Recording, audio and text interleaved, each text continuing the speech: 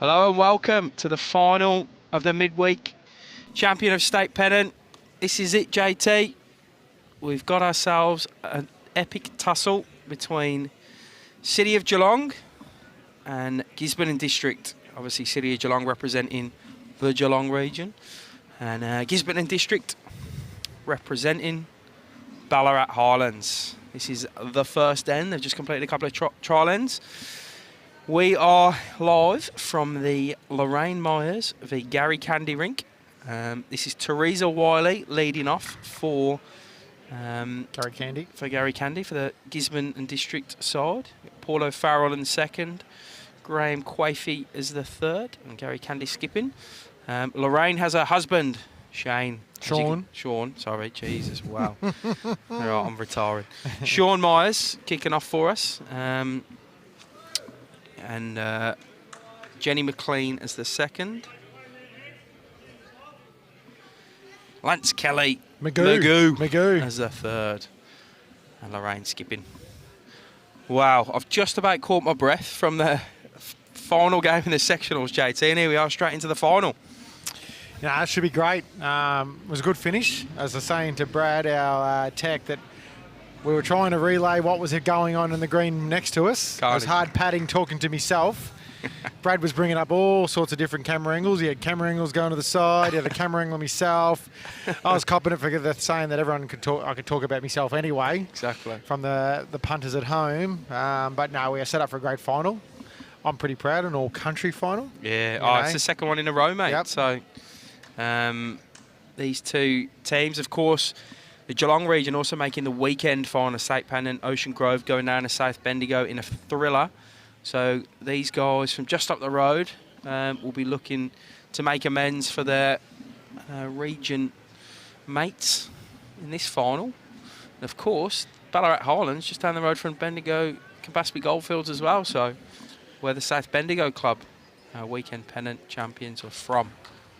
Should be a cracking game. Gary Candy was quite impressive in the match this morning. He wasn't on the live stream rink, but his rink had a good win, and he had another good win in the subsequent fifth and final round. And Lorraine Myers was probably the rink that actually got City of Geelong going. At one stage there, she was 18-0, I think. Yeah. Against the Tura Hilltop, and yeah, probably a big catalyst, that rink, in terms of that overall score. So Well, both teams have played on the live stream today, so both had a chance to get used to this green. We have moved the rinks over. They're slightly different for this final.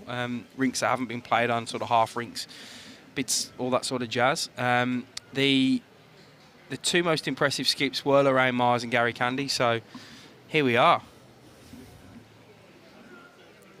Here he is, Magoo, Lance Kelly for the City of Geelong.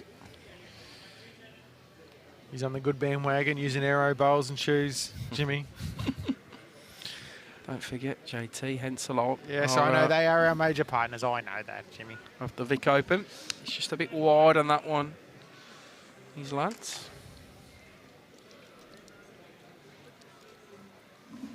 Graham Quaife, the third here for Gisborne. Very deliberate delivery by Graham. Gives it a fair stalk as well. How's he gone? Find that in a sec. Just a little short.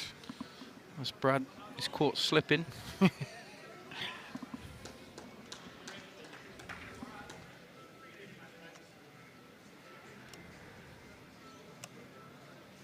All right, Lance with some work to correct after his third.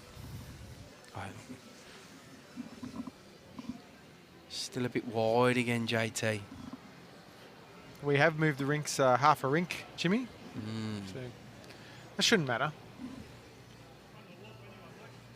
They are dynamics. They're tight. There's seen quite a few Evolves and Optimas in the last few days. Still a good crowd hanging around, mate? Yeah, you'd see like some of the crew that the teams that are here this weekend who have obviously travelled from a reasonable distance are hanging around. We see a lot of the Traralgon guys sitting behind us and enjoying some beverages. See some of the Portland guys sitting to our right. They're hanging around.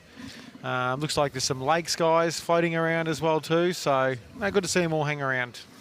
I thought I was the tiredest man in this venue, but I've just looked over at the team manager for Lakes Entrance, David Butterworth. He looks exhausted. He's backed up, mate. He was the manager for the weekend iteration for Lakes Entrance as well. We almost got Peter Williams on the stream, Rowdy, but I saw his legs in them shorts and thought there's not a chance we can have him out on there.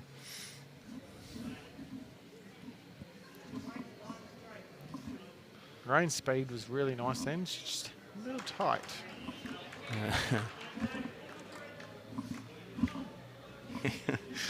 Paul O'Farrell, half his shirt was in there, and I watched him turn around and spook himself that the camera was right behind him, so he's legged it out of the way, got a better view here. I know Quaife wasn't overly keen on being on the stream as Gary Candy goes looking for this bowl, sit and stay, gets it in one, JT. Superb start by him.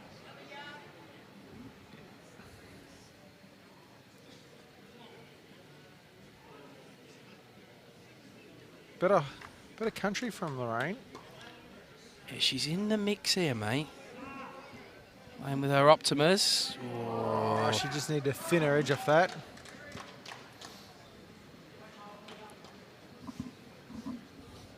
Of course, for this final, it's now 18 ends per rink and no time limit.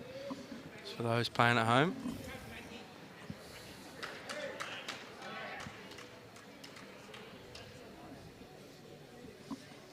For those who've joined us in our live stream, in previous days, we're probably about half an hour away, Josh, from being absolutely blinded by the sun that comes across for a good 20 minutes. I'm fully aware of that scenario, Jimmy. As I was talking to you earlier today, I managed to cop that at the region sides final. It's dreadful. Big Kev's fault.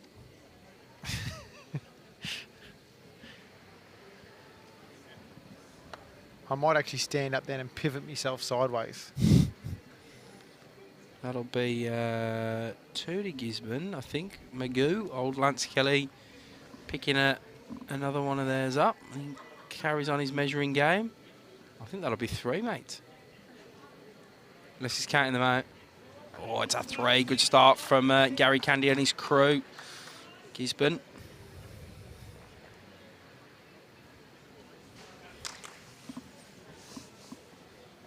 Well, you've already tipped City of Geelong earlier on in the game last time, so I'll back me mates up from Gisborne.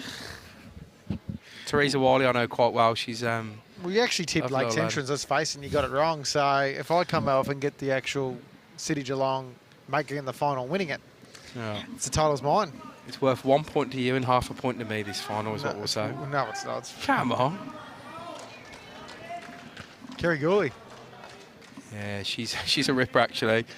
I stirred her up a bit in between the end of that last game in this final. She was watching the Bandura game. She was all they need a 5 on the last end. I said, what do you mean? She said, they need a 5 or a 6. I said, no, there's another 4 to go on their score over there. She's like, oh no, and then I was like, okay.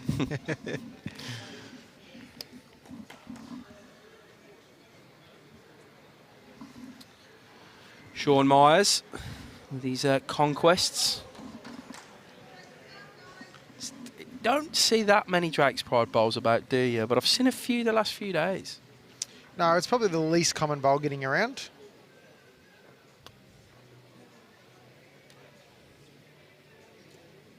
You reckon you see more Green Masters or more Drakes? These days, that's probably a split, I reckon. I reckon you probably get the other 3 more popular. Teresa Wiley going good out.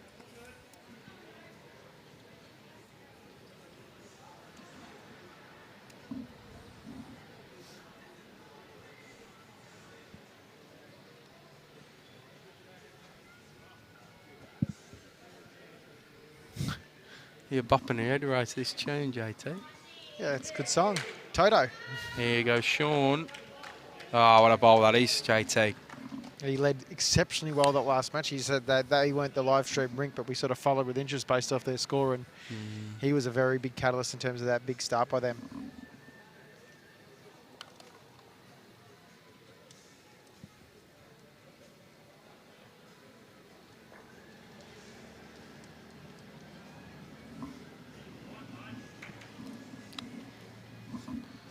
Although Farrell, the second, just dropping a bit short. Jenny McLean can try and add to Sean's shot bowl. City of Geelong. They've picked up one on the Nick Craven, Ethan Higgins matches to kick them off.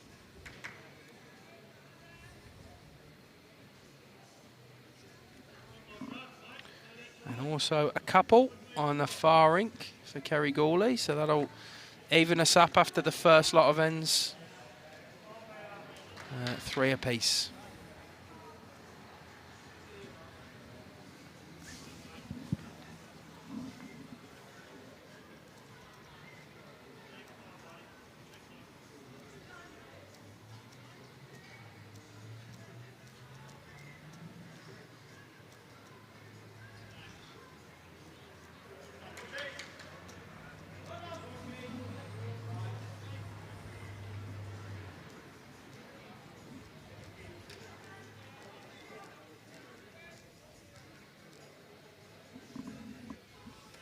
A few of them dropping short here, mate.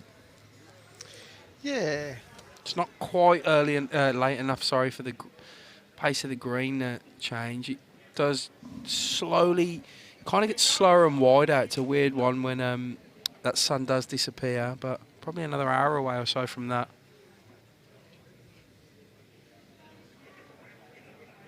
Oh, there you go. Peter, look out with some stats for us. We had him on the live stream last game, Peter. Frank Tarr. I'm just reading that. Top darts player. Do you like my darts? So do I.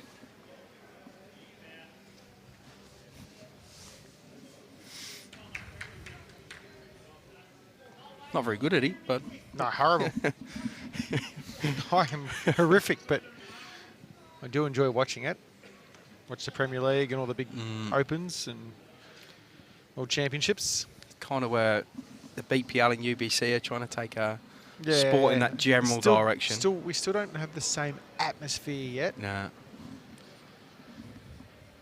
I'm a bit of a Gerwin Price fan. Yeah, right. You're always going to struggle with that atmosphere, though. It's the English that make that atmosphere, JT. Oh, this is so good, aren't you, Jimmy? Mm-hmm.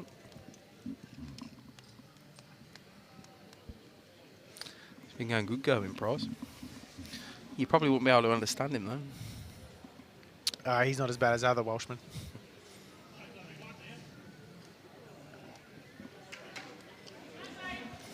Still only the one for City of Geelong here, as the skips got to take their bowls. Ryan Myers and Gary Candy.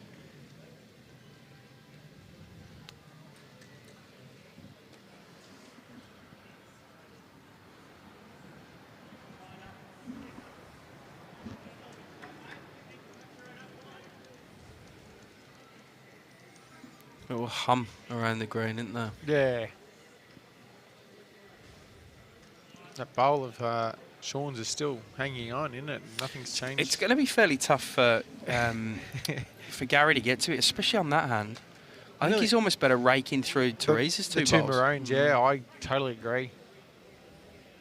Wow, that hasn't happened too often lately. No, we usually see things differently. Although we sort of agree on the same shots. You just have the ability to play them. I don't tend to. They've put 4 on the board. I don't think it's 4. It wasn't. It definitely signalled 3, eh? I actually thought it was 4. There you go. Well, no, I thought he signalled 3. It's I'll 4, follow them. It's 4 on Yeah, the rink score, so... I'll follow them. Here we go. Changes hands like we suggested. Bish, bash, not enough bosh. No.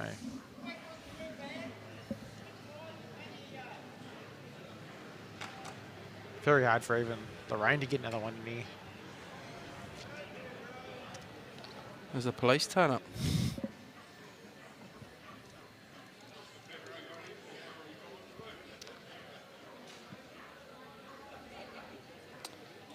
Just the one. City of Geelong.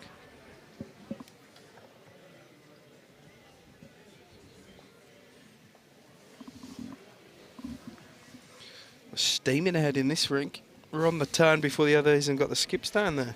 Means we'll have to, if they finish early and the game's in the balance, we'll have to send Brett over to Move a couple cameras. He loves moving the cameras, Brad.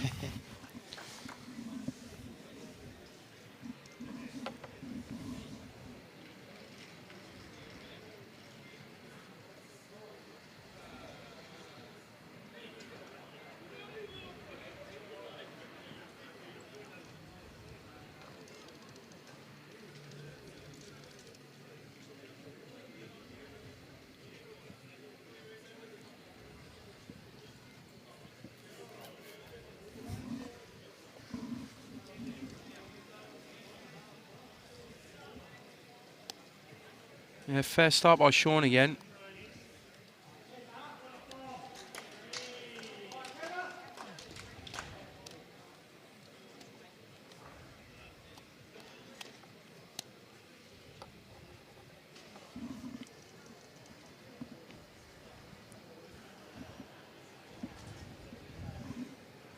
He gets a chance to double up and improve.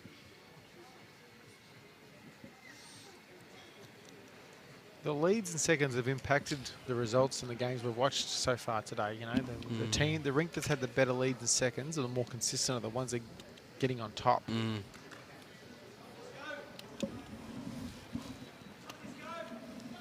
So this particular lineup is very telling in terms of the overall, I reckon. Can't quite improve Sean, so there's a bit of a door open for Teresa. She can get there.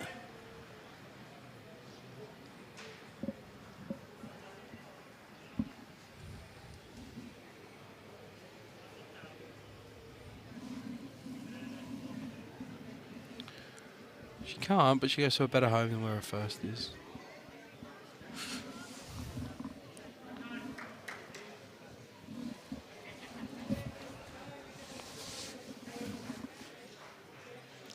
Not a lot of noise from the players yet, hey? I know it's early, but sometimes the up and aboutness early can actually do wonders for you.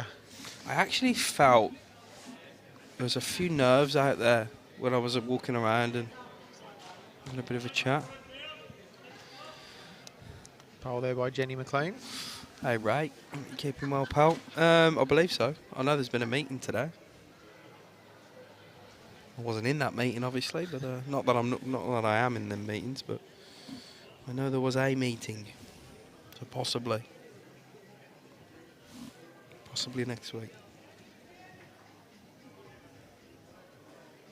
Don't think you've quite made it though, Ray. Close.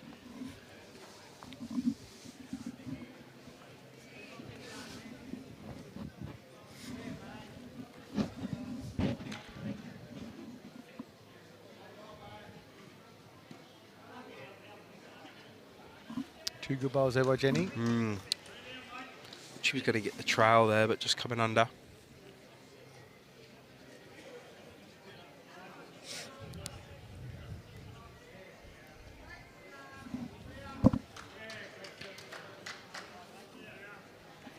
Looks like Kerry Gouldy's picked up more shots on her rink. A 1.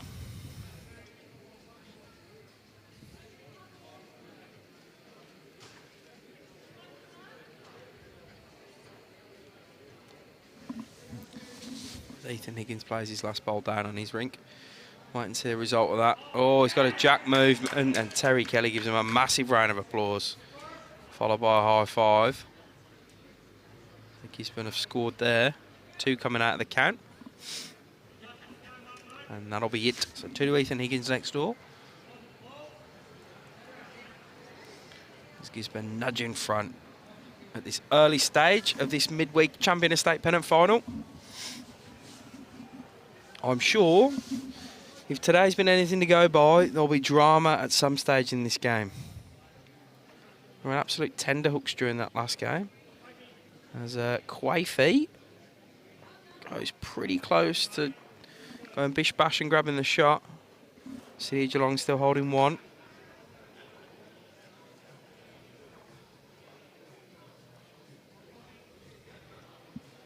You like using that saying, don't you? It's a very English saying, Jimmy. I don't know if you know, Josh, but I am from England. Well, you're naturalised Australian now, aren't you? You know? No. Refuse. Oh, Bish back. I'm joking. Magoo turns Teresa Wiley's bowl. That bowl's come from a fair way out. Teresa Wiley's bowl. Has too, hasn't it? Maybe she's just very forward in her planning of where she puts her bowls. Oh, Lorraine just stepping over. She's funny, Lorraine. She came to me. Oh, even on Sunday before we'd even started midweek. Do we get the chooses on the stream, Jimmy? No. We decide. And she said, well, I really don't want to be on there. And I said, no, that's okay. I'm sure we can work some of that out. And then when they made the final, we obviously just streamed Nick, and we were looking to move the rink to over her and Kelly. Given that Kerry Gourley had a great win as well, so it was a bit of a flip of a coin. She said, I think I'm ready. I think I'm ready for it. So she's doing a great job so far these 2 days. She's out on a fair track. I think she's a bit quick though. Yes. But she's trying to sit through that bowl of Teresa's, which is probably what she is trying to do. Even touch around the corner's not bad too. Very candy. A feeling he likes a bit of rock music and a motorbike.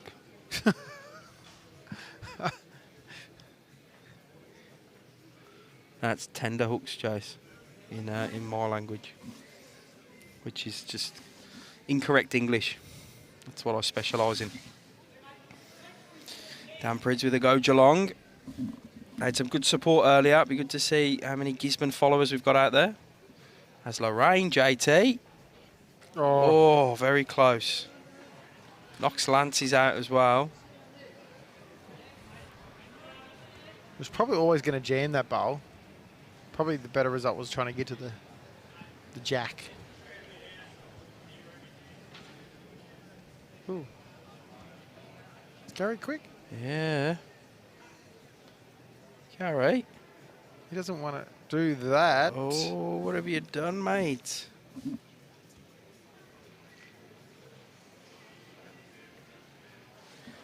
Quaife gives him a bit of a... What the hell was that, pal? One's come out, but I don't know if that was... because they're not... it's definitely one for shot. That was the shot bowl if it was going to be one. This is a measure for two, I reckon.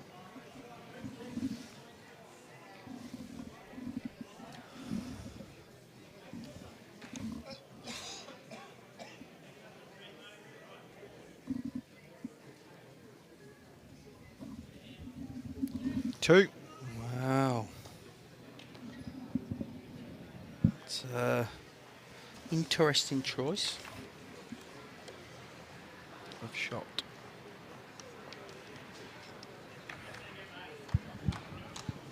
Maybe he wasn't deliberately trying to be that quick too, Jimmy, and sometimes you just get the ball away a bit too good, you know? Yeah, sometimes it does come out too clean.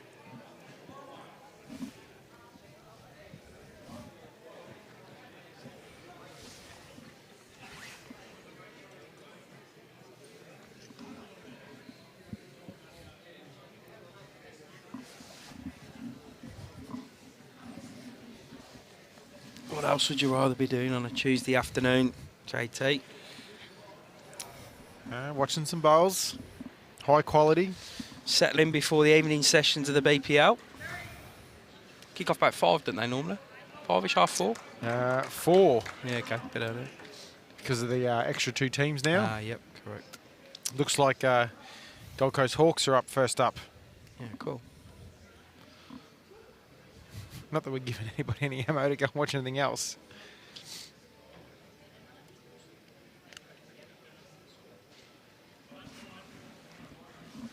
I might tag Tony in for a quick 5 minutes, mate. Well, I've seen my phone go off 3 times. My son's just competed in a cross-country run this afternoon. So you're finding out the results. See how he got on. If he's anything like me at running, Would have come high up. Does that mean last or high up?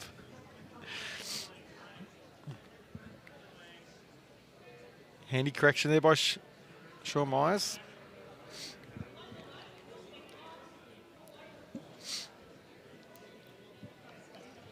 As you can see with the way where the jack is at the moment, we're getting to that inevitable part of the day where the sun is going to start creeping through. It's already started creeping through under the green.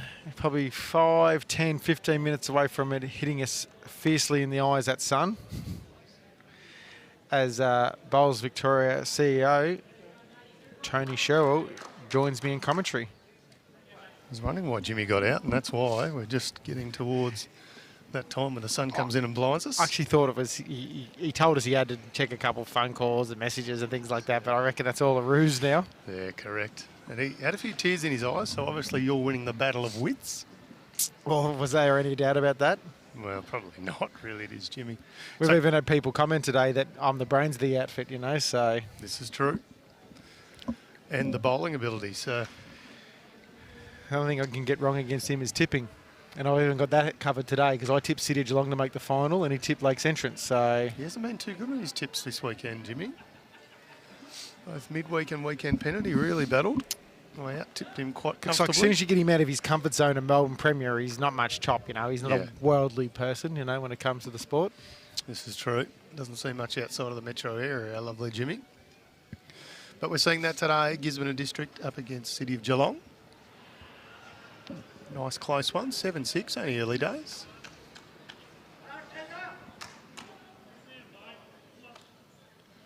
Absolute belter of a facility here, Moama.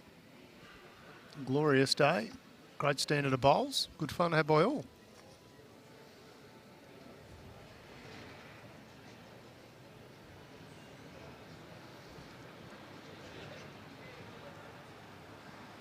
Measure going on over on the far rink. Former UMI frontman Timmy Rogers down there doing it. Maybe just somebody of the same name. 3-3. It's a big pickup, the context to this match. Gets City of Geelong out to an early lead.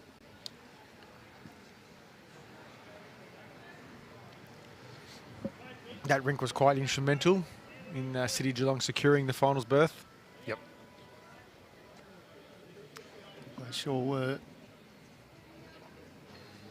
What's on for your own bowls at the moment, JT, over winter? Yeah. Well, it depends on what happens next week, Tone, Okay. I guess. Yep. There is a major announcement next week around Com Game selection. So it's either a lot of bowls or maybe a tiny bit of a break, depending on how that goes, you know. So. Yep.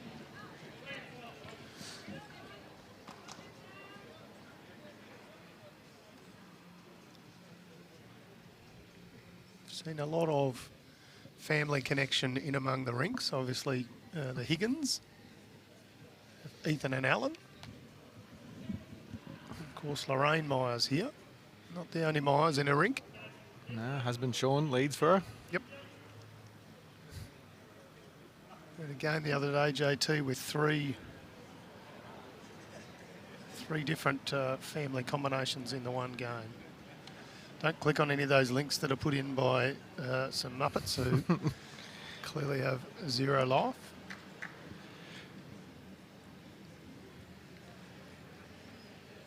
Can't even get the right logos. That's just how poorly they are going. We will hide them as soon as we see them. Yep. And we'll block as well, unfortunately. All they do is they go and create another fake account, and until our social media platforms around the world are going to toughen up on it, it's going to keep happening, unfortunately. It's the one problem with there's probably a number of problems with social media, actually, more I think of it, JT, but the number one problem is anonymous Muppets who just post whatever comments they think they can, whether it's about bowls, football, cricket, politics, whatever it is. Yep. The fact that they do it in an anonymous manner says more about them than whoever they're talking about. I've always thought, JT, no matter who you are or what you're doing, if you're not willing to put your name to something, Correct. You've obviously got some pretty fair issues with what you're saying. Yeah. As Lorraine plays a very good bowl, I reckon they're holding 2 shots there at the moment. Not sure if you've seen the last bowl, the last end. Actually, Gisborne had shot and Gary Candy unluckily gave shot away. I'm not sure he was trying to be that quick, but he'd be looking to rectify that. Yep. Get his rink back in his good graces. Or be in his rink's good graces, I think I was trying to say. A bad track too, just needs to ease up a bit. It's a nice little edge. Rests in for shot. Don't know whether that was by design, but it was always an option.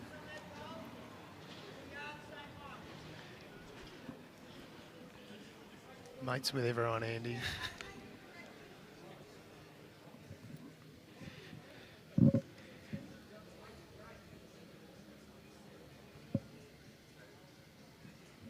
What's Lorraine done here? She's going to be under, but... Oh, she only flopped that way. To go the right side of could it. have flopped it back out again. Close. Graham will have a good look at this. He still thinks they got one. Yep. Don't mind this design of the bowl that Gary Candy's using too, the white and black quartered bowl, if you want to put it that way. I don't know whether that's the technical term or not, but... yeah, that would be... Yeah, I reckon that's probably a good way of explaining it. Is it fair track wider this time? Yeah, but he's... Hooks in at the end and has the weight. It's not a bad bowl. Just needs to run the last trip. It's got to be in, I reckon. I reckon it's just out, but your eyes are always better than mine, JT. Yeah, it's already been kicked out, that one. Taking the shot bowl, so I'm a bit rusty. Apologies. Dale Allen, are those hand devices hard to master? So they are bowling arms. I'd argue that it'd probably take you a good 6 months to 12 months to get used to them, but it's keeping people playing in the sport, and I think that's the key component of it all. Yep.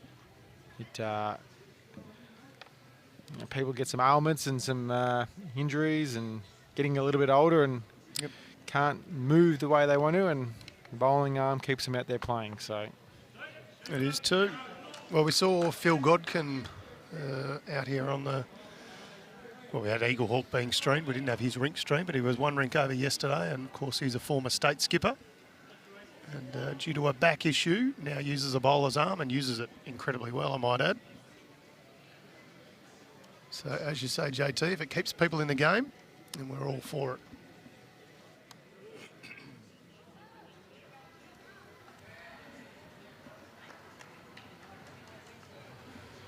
Pete Williams looks to be going okay. He's certainly always happy, that's for sure.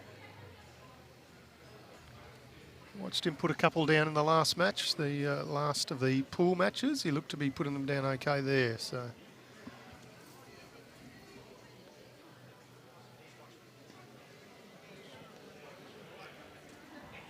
sure, if they don't get up, Andy, then you'll be able to say that's the reason why. But if they do, then you'll probably say it was a good choice.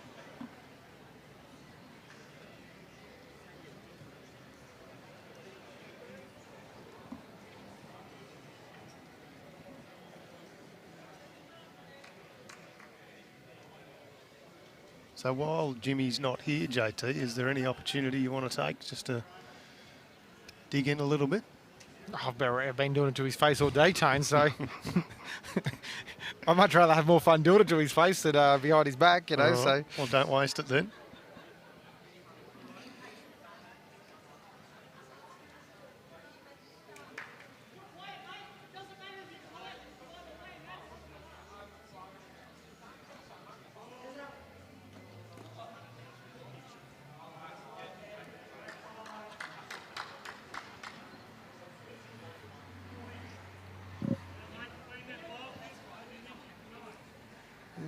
Andy McDonald saying Gary Candy's had 4 bypass surgeries, has rheumatoid arthritis, he's diabetic and a good bloke. So one of those things is good, the other 3 not so good, but...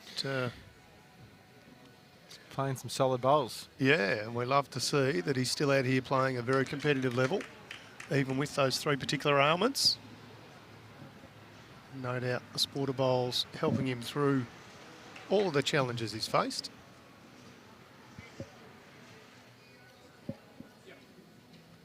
pretty serious goatee beard too. Yeah, some people struggle to grow those, so he's got that on his belt too. He does.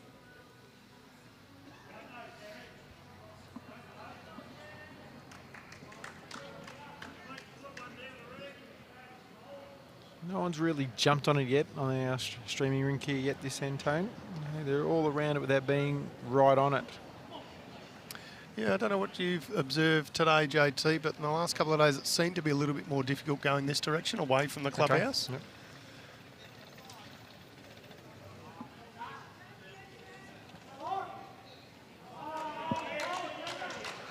Kerry Gooley, she is playing really well. Sounds like she's played another good bowl down there. Did I hear the nickname Sugar? Don't know. Okay. Keep an eye out or an ear out for that one again.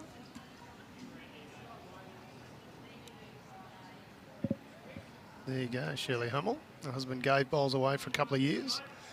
Finally decided to try a bowler's arm, and 6 months to get used to it, and now he's back playing Divi 2. So they're the good stories we like with a bowler's arm. I mean, somebody's not lost to the sport. Another player in a team, another game taking place.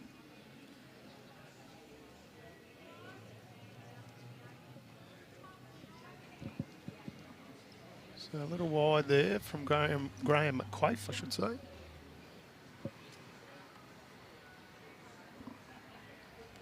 See what Lance Kelly can do. I want the right side of that front bowl or missing it. Settles in for not a bad home. Yeah.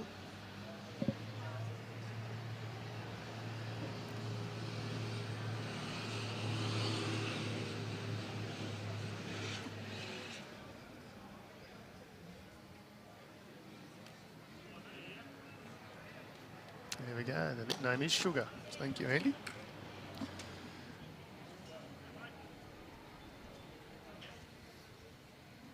I'm just tracking the far ring to see how many City Geelong got there. Call for an umpire.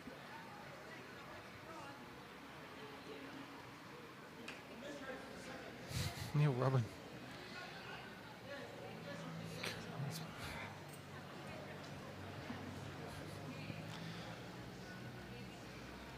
Don't even know what a poultice is. Tony, there with that comment. I know Neil. Slight loose one there from Lance.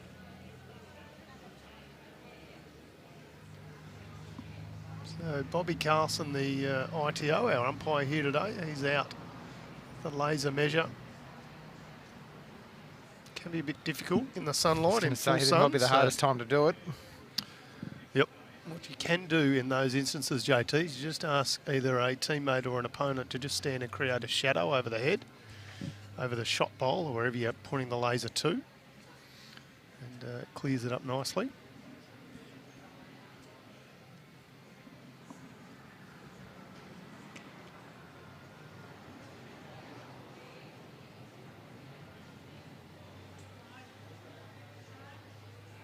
Great line.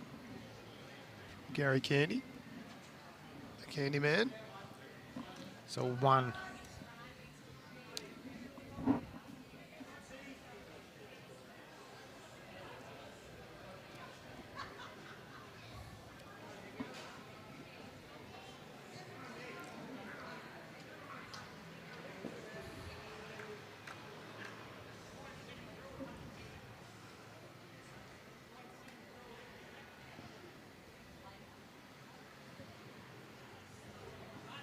No one's really shot in his head. I'd say the shot bowl is that red bowl at Gisborne, I reckon. Yep. The third. Like Until Gary now. Candies. Oh, don't know. Well, I was wrong before, but I'll say that's good enough for shot. Lance Kelly not really giving us an indication, just saying drawing in there.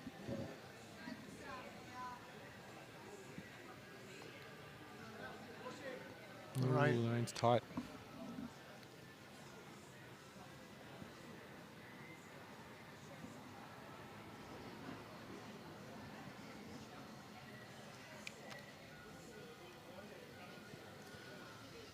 So Lance believes they are 1 down. So there you go, 1 to Gisborne for the Candyman with that last bowl.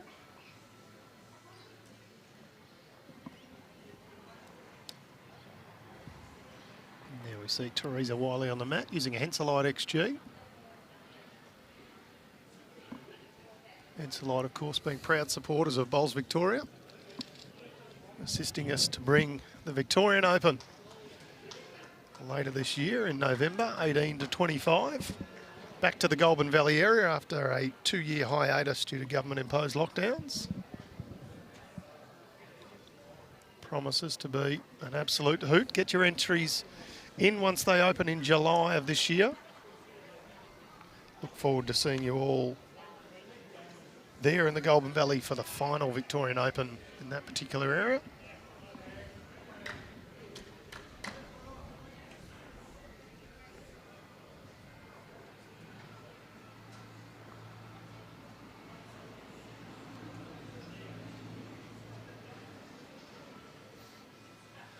And JT, in March next year, the Victorian Open finds a new home down in Gippsland. Yes.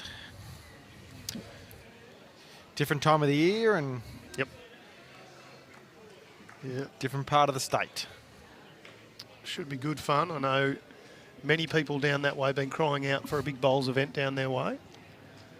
And they'll get their opportunity in March next year. Of course, our gracious hosts will be 2 key clubs, being Traralgon Bowls Club and Morwell Club, but we will be using some 18 or 19 clubs in the area. A lovely second bowl by Teresa Wiley.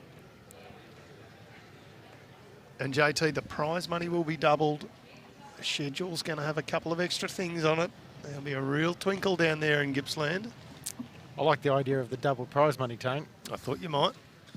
Thought that might interest you. And we must extend our thanks to Destination Gippsland, the City of Latrobe, and of course the State Government of Victoria, who have assisted to provide a deal that sees that prize money double and a range of other improvements to the Vic Open. Paul O'Farrell adds another one to the count. Building a bit of a wall, though.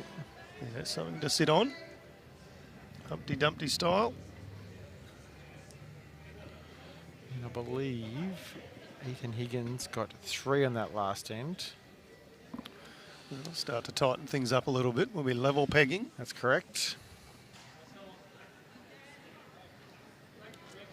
We missed you on commentary at State Champs, JT, and not only that, we missed you going for your opportunity in the Champion of Champions. No, State Singles State this year. Singles, was it? I Yeah. knew I'd get that wrong. I had half a chance.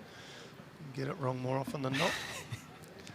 So it would have been a shame to pull out of that. Obviously, you had higher duties of going over to the test event over in the UK, which we completely understand. Obviously, that probably takes precedence, and you know, in terms of you know, importance, I guess, to a point. But I'll have another crack this year back in my region, and yeah, I've always aspired to win a state singles or a champion singles. So if I can play half decent again, you never know.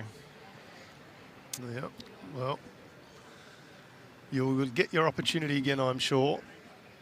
You've made a quarter-final of the Champion of Champions previously. Semi-final, come on. Semi-final, sorry, mate. Gee, You robbed me of one game. Man, a shocking day today, aren't I? Was it quarter-final of the fours? Yes, sorry, yes, mate, yes. I knew I'd mixed it up. I was going to go the other way around. But down in Warrnambool, you had a good year down there, and I've got no doubt you'll be back again. Of course, playing at your home club, which is Murray Downs Golf and Country Club up in Swan Hill area, just out of Swan Hill. Great club, Tone, and obviously we have 3 amazing TIFF dwarf greens. We have a fantastic greenkeeper up there, so we are very lucky to play on good greens all years around. But probably the other thing is, if anyone's wanting to visit the area, the golf course is ranked in the top 100 golf courses in Australia as well too. So Okay. I haven't played the golf course, but I have had a roll on the greens, and they were very good. I've got a silver medal that day between you and I. Did I play left-handed that day? I might have actually got bronze. Might have been daylight that got silver medal, but no, I certainly can say they are good greens, nice quality clubhouse, and plenty on offer up that way. Good accommodation if you're looking for a weekend away. I'm not sure what particular tournaments they have up there, JT. But we have a good tournament in September. We haven't been able to have it for the last 2 years because, again, COVID has impacted us. But our major tournament is generally in September. So, no, we're quite a lucky club. As is both of these clubs. I know City of Geelong has a brilliant facility. We were speaking before around Nick Craven, who won his first club singles at age 18 at Drumcondra, and Drumcondra were one of the clubs that obviously joined up with Geelong West to form City of Geelong, you know, when they made their big move. And then obviously Gisborne have a very nice establishment there in a real growing area. I'm not for a second taking any credit for it, but I was involved in some early meetings about 15 years ago with City of Geelong and Geelong West, back with Alan Hedger when he was secretary at Geelong West. Okay. Many, many moons ago. And they had a futures committee, I think they called it at the time, and they were putting together the outline of what they wanted to do with the various clubs. And Geelong West were a strong club back then. You know, Nathan Bush was there, and a couple of other players. I played in the premiership there, Tane. There you go. In 2007. Yes. Yes. You would have been 15, JT. But they obviously had very pivotal land, I guess, where they were, Geelong West, right near Packington Street there. Yep. So it was a good combining of heads and houses. And on this track for Lance. Needs to give a little bit. Needs to get down the last little bit, but not a bad home to go to. I believe they are holding one, though.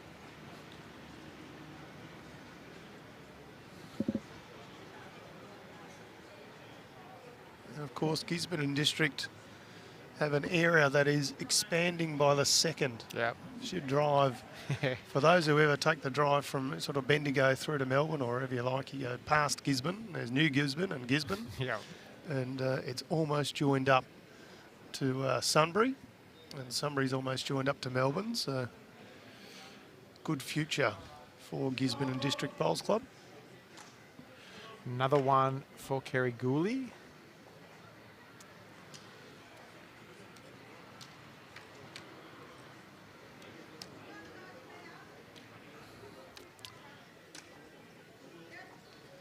Gary Candy with some weight. Tight. We'll see what happens here. Something might get promoted. His own comes up. Just looking at the head, I'd favour him being one down at the moment. That's, well, definitely West, Neil. As I said, I had a little... it was about a 5-game stint when I played at Geelong West, and that was one of the things I did notice. That was hardly any parking around. So hold on, let me get that right. You played 5 games there and you're claiming a premiership win. Well, we won the premiership. And I can... The thing about this premiership, Tone, is that it's the famous... Ooh, let's change it up a little bit. Sorry, it's the famous Kenny Thomas Bowl. I call it the bowl of the century. I've never seen a better bowl. There is some real grainy vision of it around. Ryan Tainton, who was in that side that day too, he's put it up on Facebook a couple of times, but ultimately he had to draw on the edge of the ditch, hanging over, down match, and he actually did it. Wow. Stuff that dreams are made of. Yeah.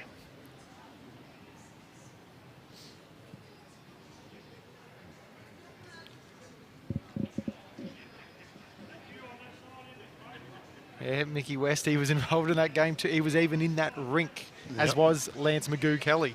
There you go. So we saw Mickey West here. Ocean Grove. Weekend champion of state pennant. Of course, a state fours champion as well, Mickey West. A good fella. Gary Candy just missing a little high there. So see what Lorraine can do.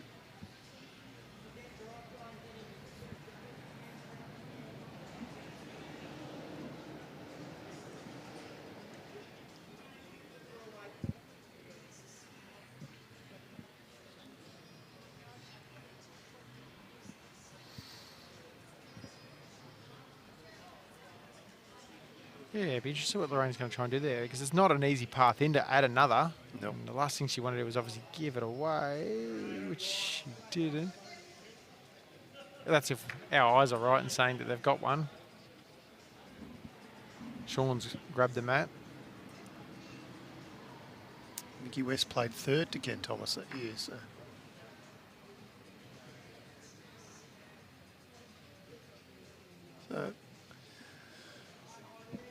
just the one.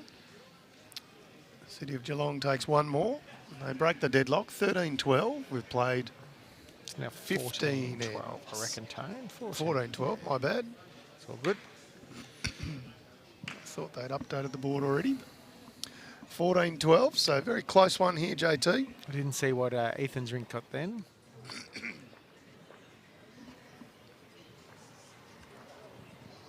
We'll soon find out once the scores are updated.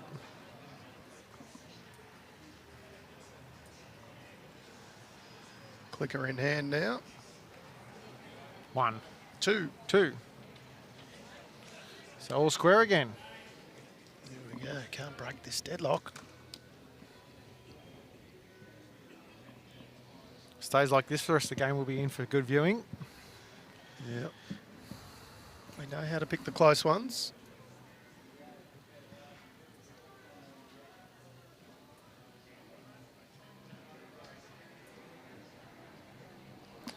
Peter Williams on the mat. Playing over on the far rink. He's a regional bowls manager for Bowls Victoria and Bowls Australia. He's based, well, he's actually based in the Gisborne area, and his region goes roughly from there right up the way through the northeast Victoria, taking in Bendigo, Shepparton, Moama, and up to Albury-Wodonga. There to help your club with whatever it is they need, whether it's... Even all the way up to the pocket of Corryong, Tony. It does, it does. Goes in the little pocket of Corryong, that's true. So whether you're looking for someone to help you get some government grants or help with getting new members, all those sort of things your regional bowls manager can do for your club, free of charge, costs you absolutely zero. And if he doesn't know the answer, he's got a network of other regional bowls managers that can help.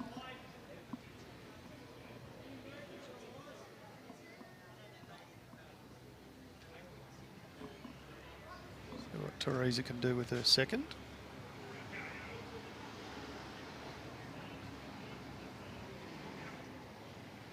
Yeah, nice weight. That'll be the shot bowl.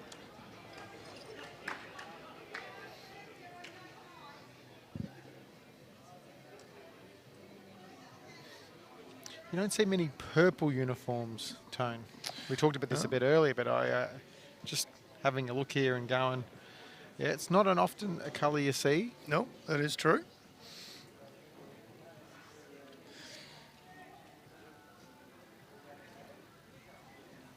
Plenty of green, plenty of blue. Yes.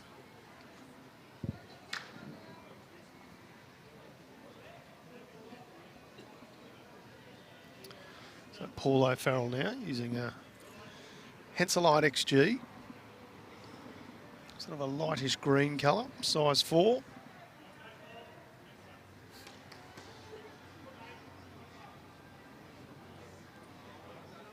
Lorraine Myers just calling Jenny McLean on the backhand.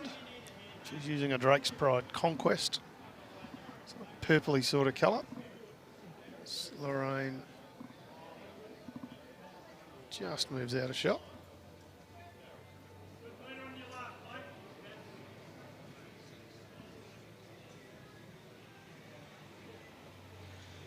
Try and grab her attention and ask her just to move sideways a touch. The reason why Brad is giving you that shot instead of the behind the head shot. We are a fair way away, JT. We moved the rinks, given that Geelong had just come off these particular rinks, so we moved them over a bit. Yep.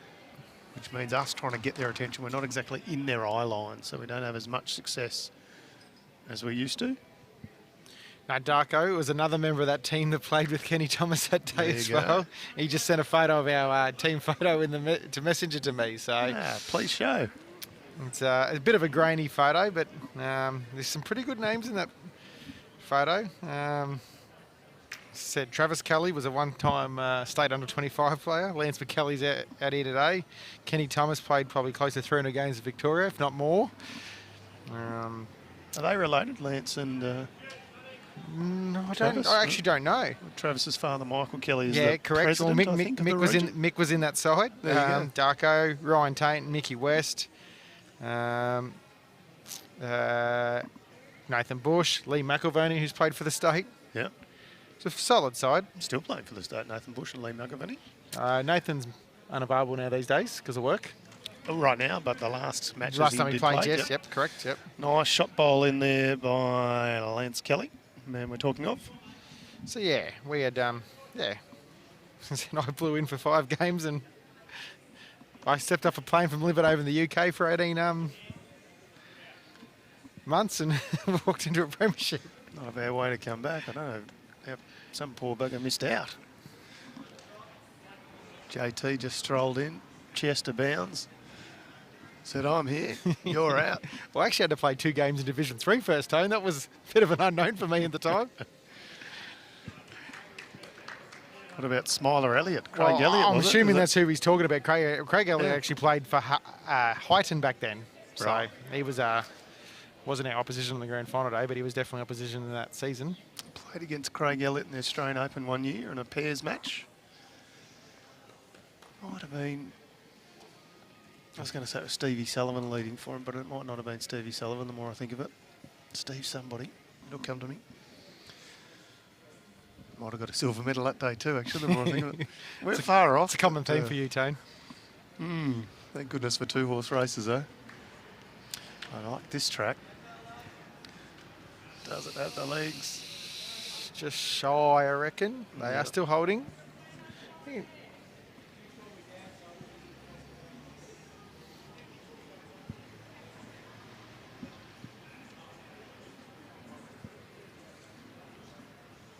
Candyman do. Spot on, Neil Robinson. Stevie Shuttleworth.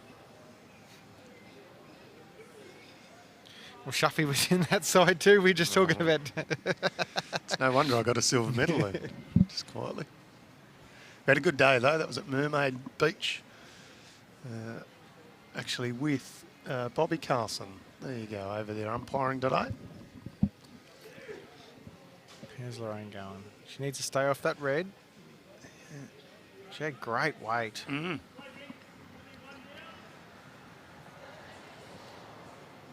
Probably, well, 1, according to Graham.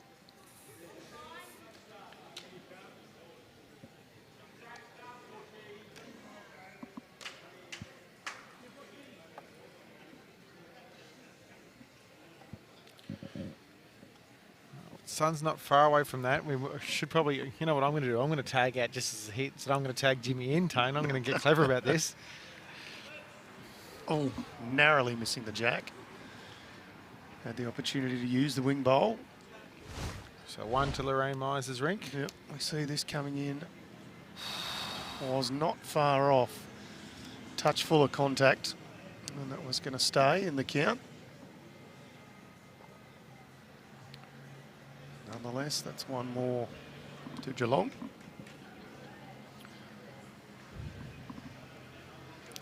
I did miss what happened on the far rink then, but it looks as though Gisborne won that last end, so they're on the scoreboard in that rink. 1. There we go, 8-1. Sun playing a little bit of havoc with the scoreboards as well.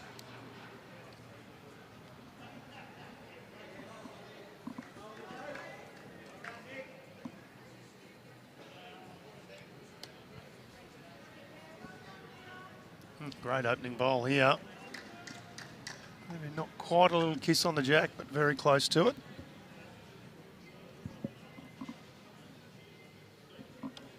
See what Teresa can do. So just fell short. Yeah, there's got to be millimetres in it. Not a bad track here from Teresa as well. Oh, 2 great opening bowls from respective leads.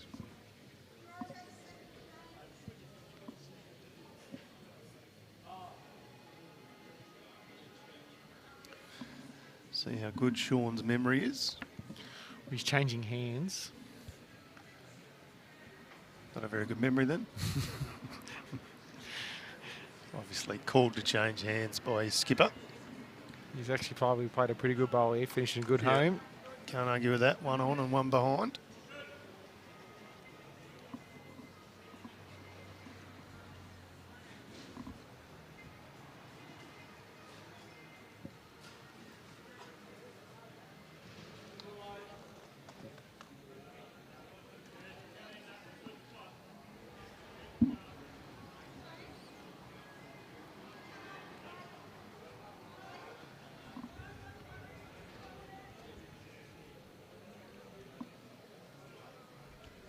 McLean will be on the backhand now.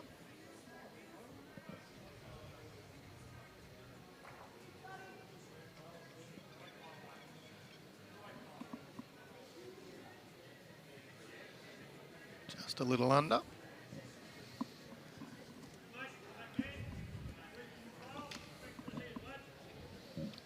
What's on your radar, Tone, in terms of all things Bowls Victoria? Unfortunately, JT, the championship season is drawing to an end, which means I go back to the bookwork, which I don't enjoy anywhere near as much as our event season. So the stuff that can get interesting at times, budgets, end of financial year, tidying up of the books and working through our new strategic plans. So all very important things for the sport of bowls in this state. It is, and as much as I jest a little, it is important, and we do want to make sure that we get it right.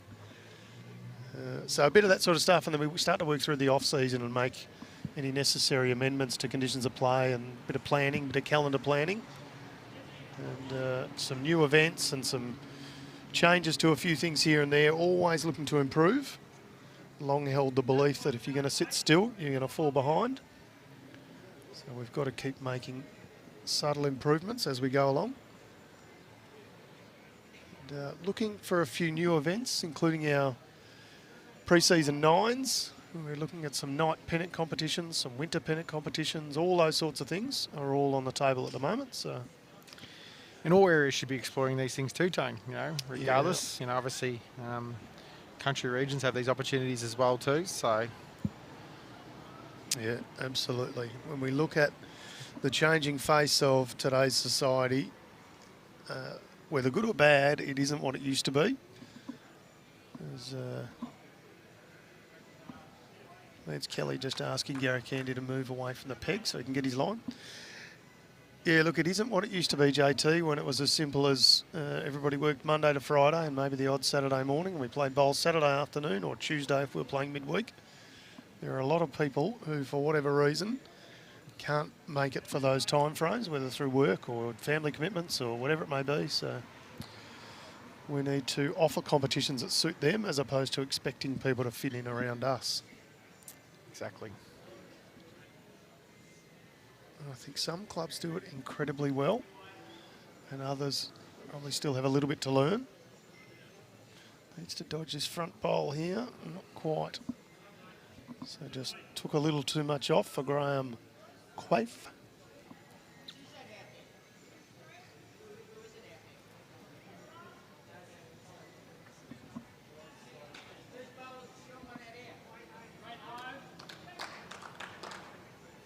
Bit of conversation between Lance and Lorraine of working out where a couple of bowls are, and Just wondering whose bowl is it out the front.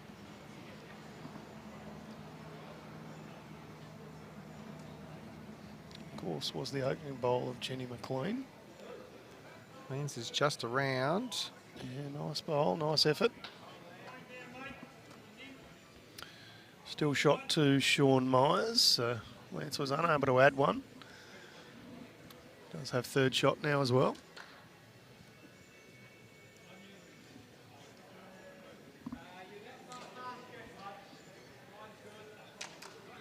Seen a few people using adrenalines. That's what Graham Quaife is using. We've seen a few of them this week, which don't often see them. But Yeah, they're actually, well, my good mate Brad Hall uses them. does he really? I didn't know that. Yeah. Ori? Yes. He just likes a bowl that runs straight up and down the line and doesn't have to do much with them. Subtle jibe at Ori there. I'm sure he'll get you back. I've already given him one earlier too. Said Expecting your phone to light up soon. the club's he's finished up a coach at Shep Golf, and Brett Foley's taken over there. And I said the club's in better hands now as well too. So does that mean he's leaving Shep No, Golf, or no, he's just no longer just coaching? no Right, longer okay. coaching, That would have been a big move. Oh, he's done 6 years, and well, I can't remember. I've lost track, but he's either done 7 years and won the first 6 and lost this year, or done 6 years and won the first 5 and lost this one. So they've been incredibly successful, Shep Golf, but their run was halted this year by Tally Garupna, who we saw here over the weekend. Yep. Actually, our country state selector, Matty Robertson, uses Adrenalines too, from memory. Yep, on the move as well. Is it confirmed that he's heading to South Bendigo? I don't know if it's 100% confirmed that it's South Bendigo, but he has moved to Bendigo, so he won't be playing next season in the Golden Valley. Well, that's the rumour mill I've had, that he's going to South Bendigo, so whether that's right or wrong. Yeah, I've heard the same, but I haven't had it confirmed either way. Also, Liam Crapper, who played at Tally Group, might be heading there as well. I did hear that, so always a bit of movement among the country bowl scene, which we like to see.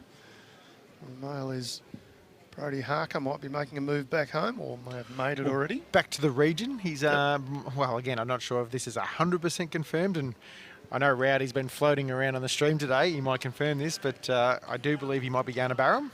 We're building a brand new facility just like this one in terms of... Must be not far off completion, is it? I noticed that the roof looks like it's over, and so the June or July, I think. The Tiger turf, I think part of it with the green is starting to go down. I saw a picture. They constantly putting pictures up and updates, which is fantastic.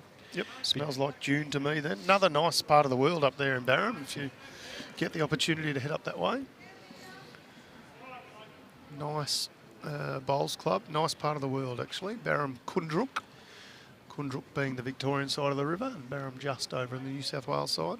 Morty's fingers are on the pulse, so she reckons it's been confirmed by Tally today. There you go. Morty always knows. She's very good value. What can the Candyman do here? If he gets in that flops... Yeah, well, I think he's done that. And it comes in nicely.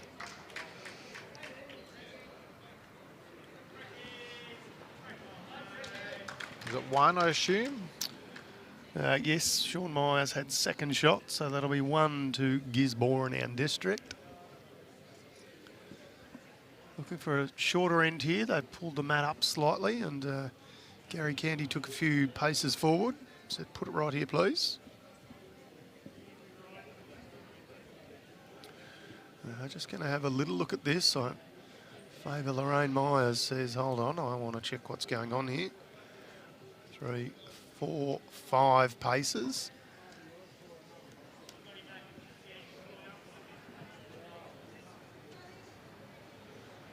Check if we're going to have a call of umpire here for a short jack. Yeah, and I have one of Ori's good teammates in Cole Power only confirming what I just said, that Ori loves using his adrenalines because he doesn't know how to take grass. So thanks, Sudsy. I knew I had some backup out there. Yeah. I personally don't like the way you two are treating Brad Orr. He's bigger than me, so I'm going to stick up for him. I was going to say he's bigger than most, but... Right, so here is Teresa Wiley, just a touch shy with her first one. It is a shorter end, and that one is maybe 4.5 foot short. She'll look to correct with her next. I can't see what the score is on that far end because of the sun, but I definitely... It's still 1 down the bottom, but yeah, the sun not allowing us to see the Geelong score. Rowdy saying it is God's country. New facilities should be ready in early July, so... All right, I'll be there for the grand opening. Yeah, as well you should, JT, with your role being the country manager for Northwestern Victoria. Pretty sure you probably get an invite too, Tone. I'd be happy to attend if my calendar allows, that is for sure. As I say, it is a nice part of the world, and they generally do some very good stuff up that way. It's always nice to go and see good country people.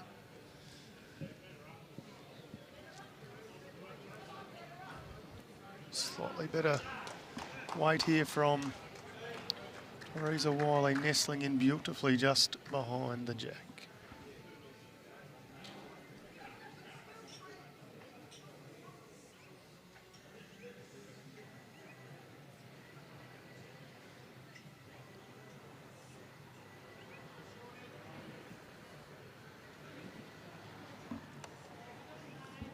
Not a bad response from Sean Myers too.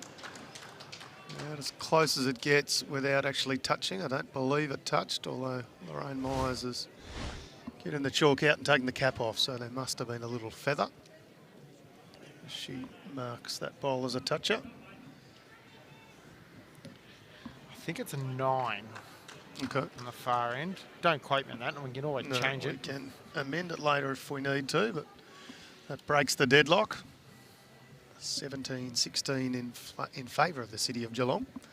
Of course, they're representing the Geelong region, and Gisborne district representing Ballarat Highlands region.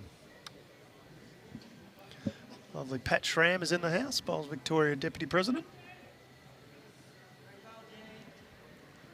Yeah, nice bowl, Jenny, was the call from Lance Kelly.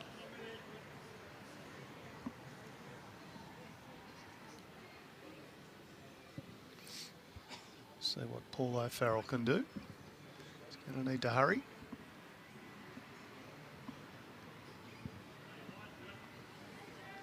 This time of day, JT, when the sun gets down really low, you really start to see the tracks in this green formed by each bowl as they come down. They last for about 5 or 10 minutes and then they disappear. And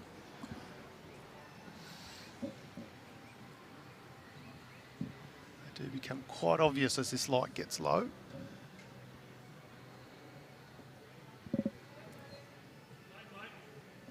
Won't hurt there where Jenny's put that bowl. With the way Sean's bowl's on the jack and loaded, if you want to, that's a terminology we use in sport. You could easily get any little touch of the bowl, the jack flies. So, so it's ready to spring when it's right on the jack there. Nick Craven might have added another one there in the middle rink against Ethan Higgins. Yep. There's a 2 being pulled out so far. Some of the Horsham City people in here watching. Betty Cousins is in to watch the finals. Of course, she was competing as it went through yesterday and today. Lance Kelly on the mat now. With his dynamics, the yellow and black. This is not a bad line. 3 for the Nick Craven rink. Is a great bowl.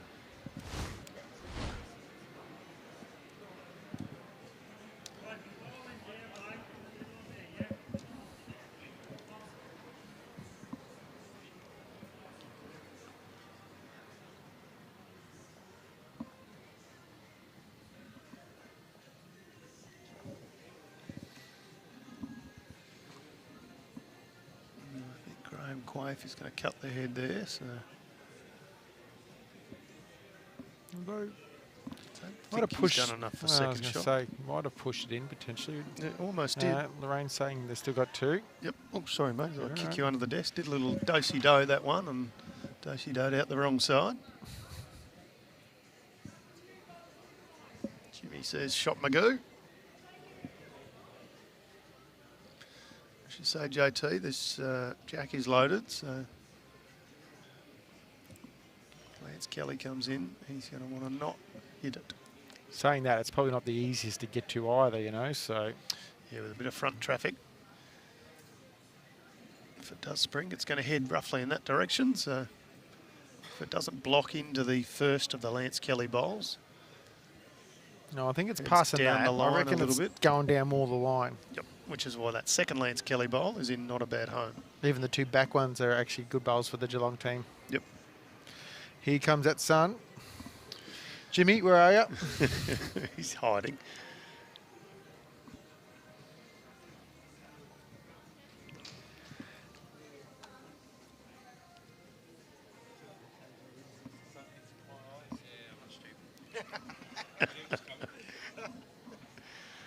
All right, so what can the Candyman do here?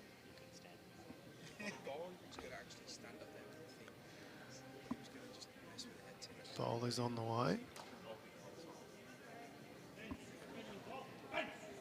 Don't mind this out of the hand. Out of the arm, if you like. Oh, absolute pearler of a bowl. Still going to be shot bowl of Sean Myers is unchanged. But he has cut it down.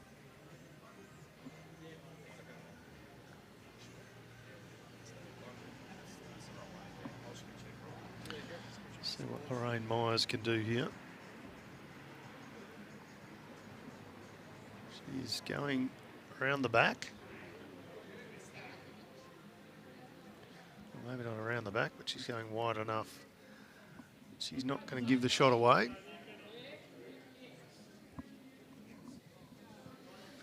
Jimmy just decided he didn't want to come in and stare into the sun, JT.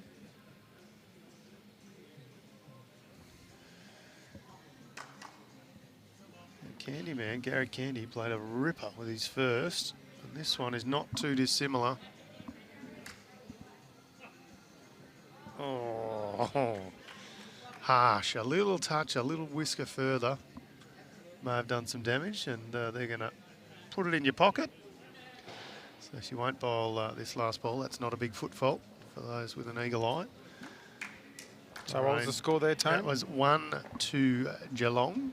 The jack was sort of right on the bowl, and there was danger all around. So really, the conservative but smart play from the City of Geelong team. They take one. Well, so it looks like 9-2 for me, JT, but on the far one, you reckon? Yep. I'd put a fair chunk of money on that. Can't see how many ends though. But It'd be 8. okay. I'll back you on that, mate.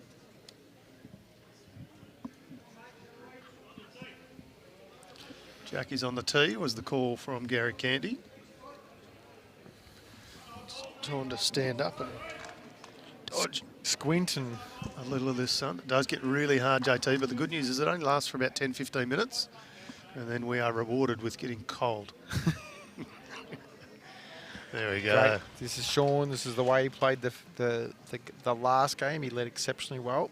He's been pretty good the last 3 or 4 ends. Last 3 or 4 ends he's building. Yep. Probably again change of half a rink and just find the lines again. Little headbutt on the jack, as Jimmy would say. Jimmy has this stupid saying, Tone, about bish bash bosh. I don't know what the hell it is, but it's some English term that he uses. He's a funny man. So that one stays up for Teresa Wiley.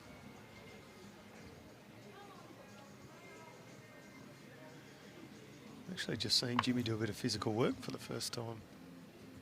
Well, ever. I was going to put a time frame on it. But tell you what, you don't want to miss commentary, do you?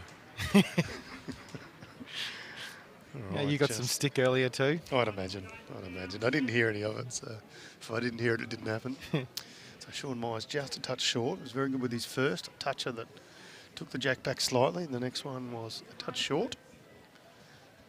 See what Teresa's response will be.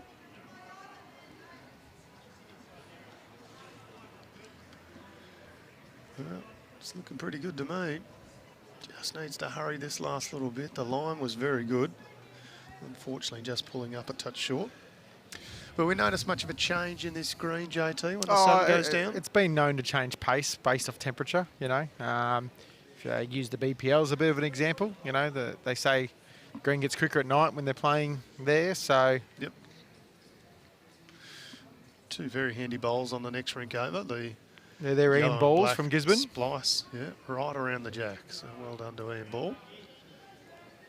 Of course, you did a bit of coaching up here for the BPL, JT. I did, yes. 2 seasons. Did 2 stints for here. Suns. Yes. I notice again that as soon as my stints finish, they're floundering at the bottom, down near the bottom at the moment. So is that what it is? Change of coach? I would assume so. Did they change players at all? Or who have they got into yeah. So they got Christina back on the side for this campaign. Yeah, that's positive. And Ray Pearce went out. Okay. So it's Dawn, Christina, and Cody Packer. So it's like they originally wanted to have it. It's the first time they've had 2 girls in a side, and so a handy combination. There's no doubt about that. But maybe just missing the coaching expertise. Then well, that's what I'm going to put it down to. Who is the coach? Peter Harris. Peter Harris goes okay though. So maybe it's just the luck of the BPL competition, given it's a very, very short format and tiebreakers at a premium.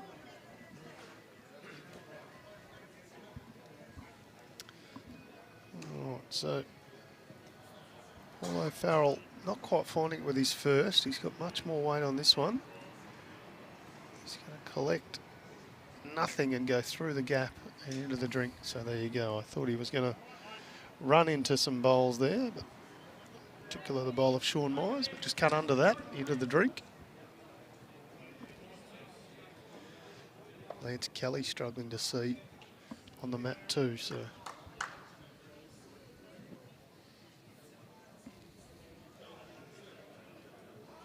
I don't know if he likes that, just judging by his body language.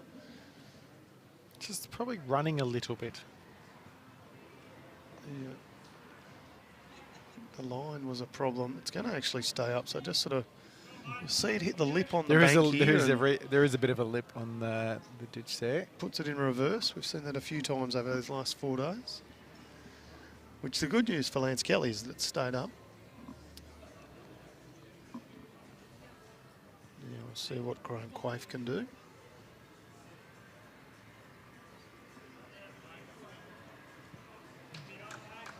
Probably wants to stay off that one. So on the next end rink over, the Ethan Higgins-Nick Craven rink, I reckon Ethan Higgins is holding 4 here at the moment. And this is Nick's last bowl, so it's a very telling bowl. Yeah, he's third, just marking Jack high for him.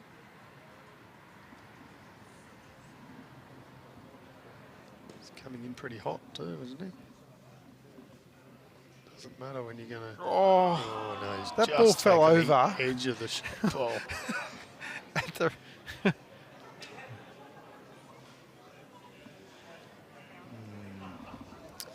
So Ethan Higgins with the opportunity to add a little gravy with 1 bowl to come. Let's see what Graham Quaife can do here. Really is tough to see, so we apologise if we're not calling this very well. It's just probably got that little touch. Yeah. Might have actually pushed Lance Kelly's in even. Yeah, probably counts if it didn't already.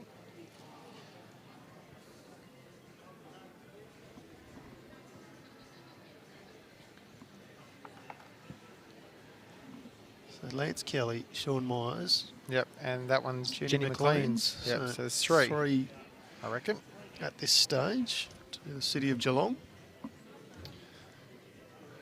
We had a 4 in the first end, and then, you know, largely singles from there. So a 3 in the context of this match could be quite telling, particularly as there's a number building on 1 rink over against. So, don't know how many. I think I pulled 3 bowls three have out, come out so far, and they're measuring for the remainder. Lorraine Myers here. She's going to need to negotiate or promote this bowl. Unfortunately, she'll do neither.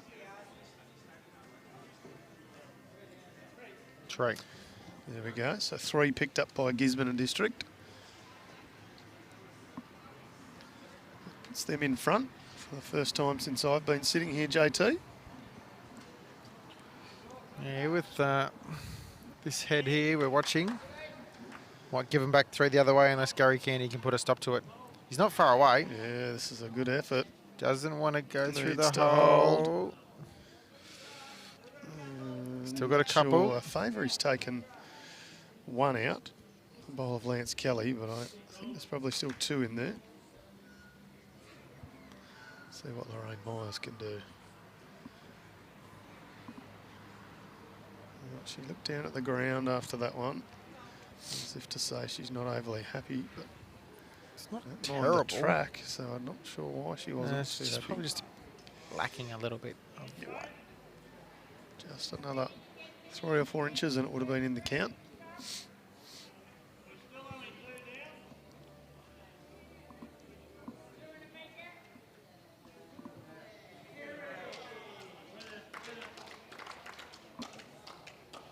Gary Candy probably doesn't have to change too much. No, he's just got to peel off a foot of weight. and He it'll be is definitely ideal. wider though. It's a bit heavier too, I think.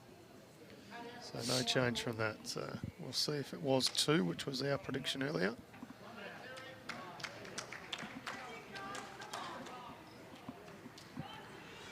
No confirmation yet. Must be closer than we think. They're going straight to the tape.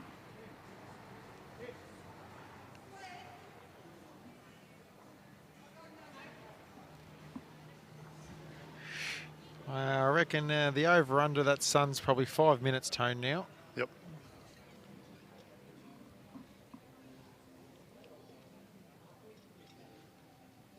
Two. There we go. Well called, JT. You were spot on. And we are halfway through this 54 end match. 27 ends gone. And we are locked at 22 shots apiece. That, I might add, is on the scoreboard here at the venue, so we will just have a look at the scoreboard that we can't see.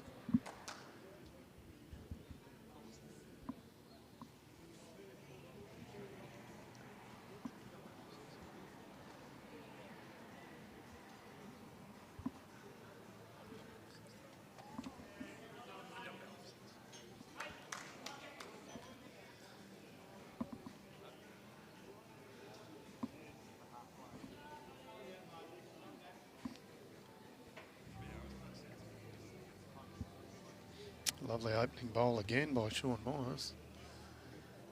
Not having any trouble at all. Of course, players coming away from the sun now, so just trying to get an update on this far rink scoreboard. Whether JT can somehow use his contortionist skills. Looks like another one to Alan Higgins. No.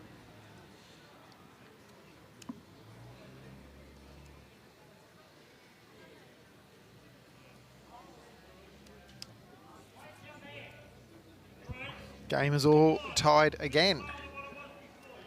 So my only issue, JT, is we've got it tied on the board and they've got it tied here, but we're showing 8-8 on the Myers Candy Rink and they're showing 6-8. So whether they've added it to the master board and not yet to the rink scoreboard is what that's what exactly imagine has happened because they've definitely played 10 ends. Yep. So someone's been proactive with that. Team managers, I think, being quite proactive, which is good. And skipper's not updating the board, preferring to leave that duty to the two. So that'll get rectified shortly if you do see that in the back of your shot. Oh, I tell you what, that sun, I reckon, has got about another minute and a half. Then it will be happy days here.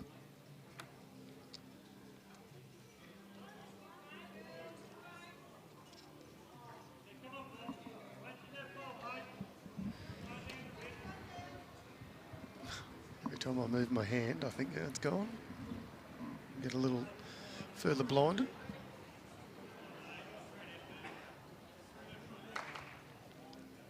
Cracking facility here, JT. Yeah. One of the grass greens. It's brilliant to play on and under and outside. And then when the day's play is done, JT, there's all sorts of facilities here. A lovely bistro, a high-end restaurant down the back. Plenty of bars, plenty of areas to have a seat and a chat with your mates. Of course, they will start building a resort up here very soon. It's been on the radar for a while, Tone. Yep. I think with the current state of trying to source materials, it'll be delayed on what they would have originally planned, but through no fault of their own here.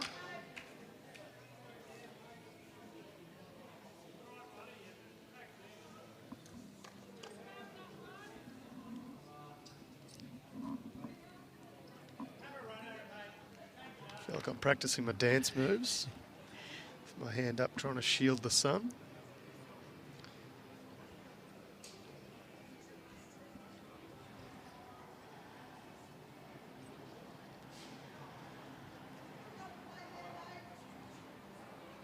Still we see players just struggling to find it down this way. There's almost an allergy with this jack. No one getting too close to it. The lovely Mel Allen just coming over, providing some paper bags for us to hold up and block a bit more of the sun. I think people just don't want to see your head anymore, Tone, and that's what that's what it's for. I should put it on over the top. It's a little harsh, but probably fair. So Geelong holding one, courtesy of the Sean Myers bowl. Second shot is the red shot, as indicated by Lorraine Myers.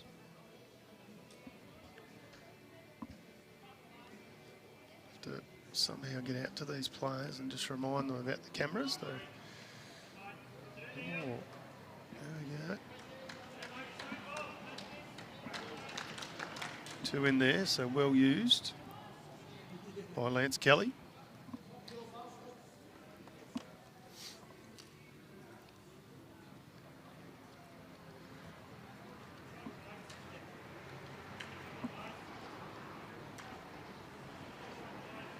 Graham's not far away, needs to land that bowl.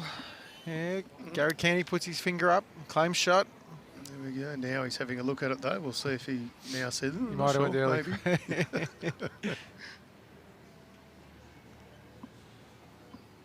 No.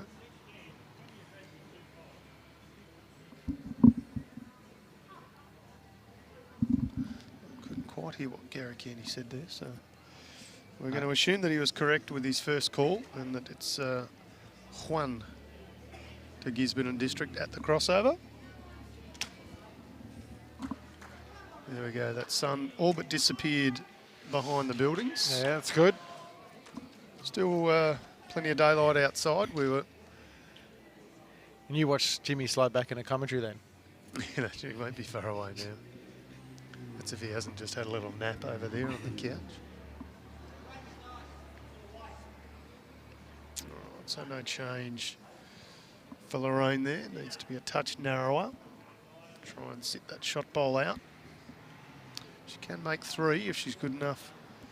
Of course, Gary Candy's going to have something to say about that as we get an arm in shot. Does make it difficult, I can assure you. It's as frustrating for us as it is for you. When we have teams who aren't necessarily used to the streaming, they've been playing just about all their life without cameras there. So this is the game where they're learning some new things. They don't always learn straight away. Trying to work out here. She needs to sneak past those bowls, which she's awfully close, and she's just laid that bowl over. Jimmy's right next to them, so we'll see if we can get Jimmy's attention if no one else. Lorraine potentially could have made 2 or 3 then if she's actually flopped it the right way. Jimmy is having a little gas bag with the team manager. There we go. Thank you very much. We got the attention. I'm going to thank Russell Walker. I'm going to thank Teresa Wiley for that. Was it? Russell, was it? Russell Okay. Walker, yeah. Well done. Well played, Russell Walker. Maybe that's why he has his OAM. Now, we actually found it earlier. Deputy Auditor General. Yes, he was. And board of RSPCA at one stage. And a nice man to boot. Got big plans for Gisborne as Russell. He's been working on some options there. So it wasn't necessarily how that shot was intended to be played, I don't believe. I'm not sure what the result was. Yep. Sean Myers has the mat, so you assume that he thinks they got shot. Maybe he just doesn't want to give it up. Nick Craven got one on his rink against Ethan Higgins.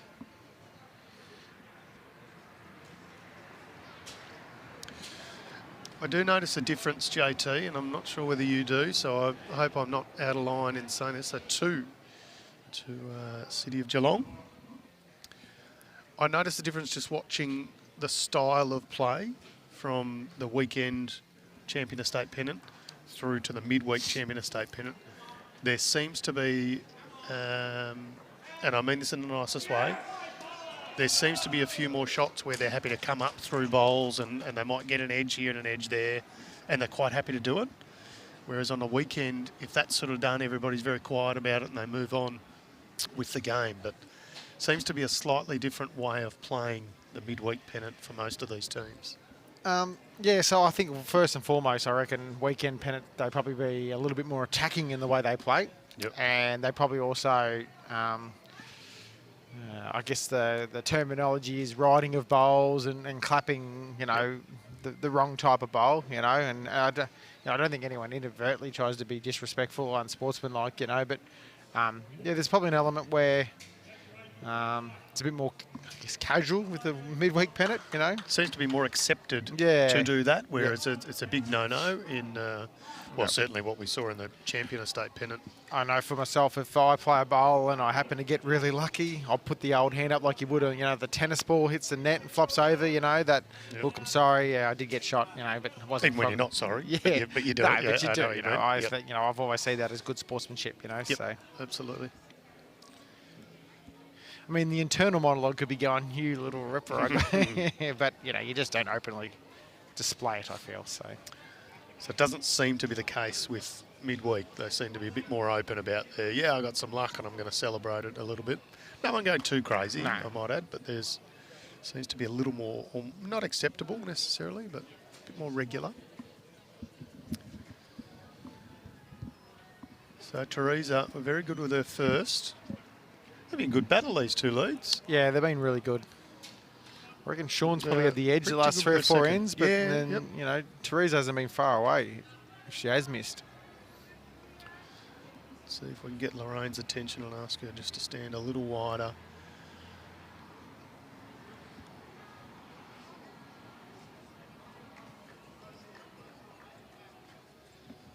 Too bad from there. We can see Jack, the shot bowl. There we go. Telepathically got that through somehow. That was amazing. No, straight back.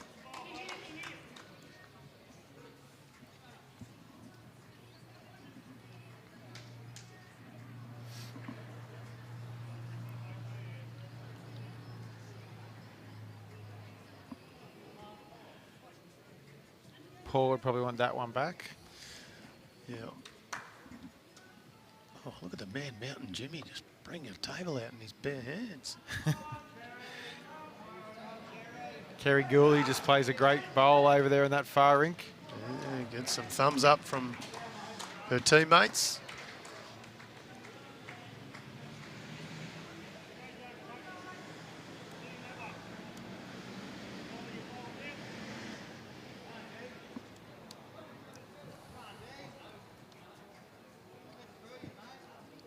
It's probably close to the biggest margin of the day, I reckon. The 4 in this match. I think you're right. Certainly the largest that I've seen since I've been here. All right, JT, I might leave you with that, mate. I'll get Jimmy back in here. No worries. I can complete a meeting that I'm supposed to be at. Thank you for joining me.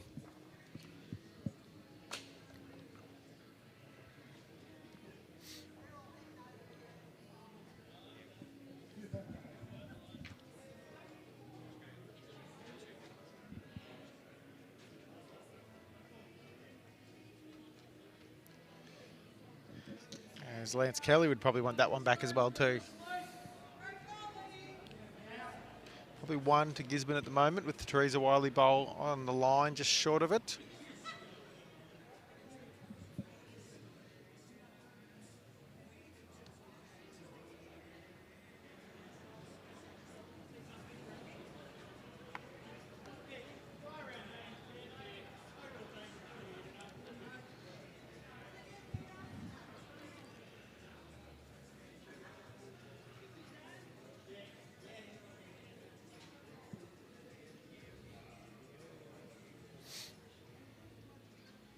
Lance will be looking to get out here to his teammate Sean's bowl, which is sort of sitting jack high. If he gets to it and flops in, probably gets shot. He's playing a bit more of an attacking line. And if it wasn't already shot, it's definitely shot now, that maroon bowl.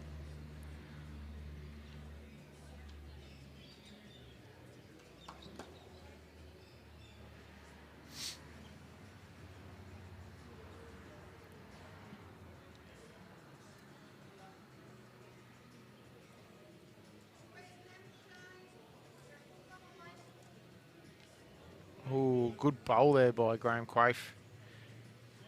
Now, Gisborne could be holding 2.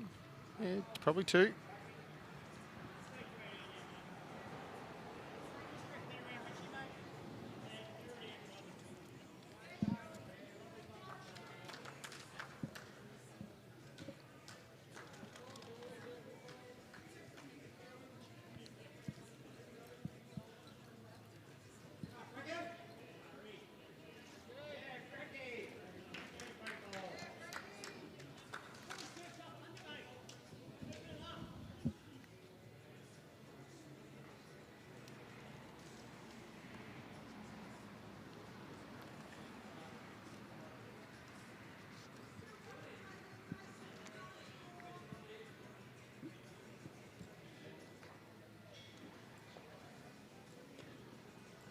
Rains Upton for the forehand here.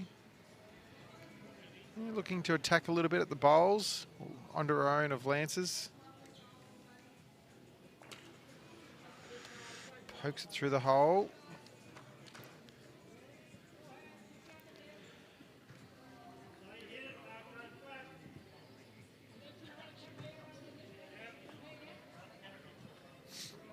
You see Gary trying to work out what happens if the bowls do hit the jack with Lorraine playing a bit of attacking shot, and he's looking to cover here. Just behind, probably 2 or 3 feet.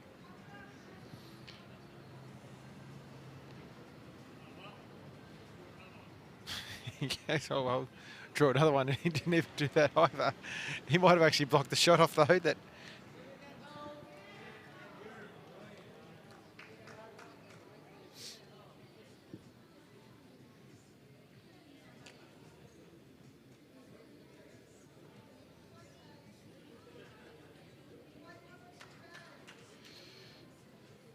Rain's awfully close here. Depends what she gets off that bowl.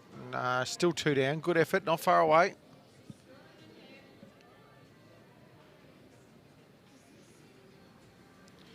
Gary Candy be looking just at it.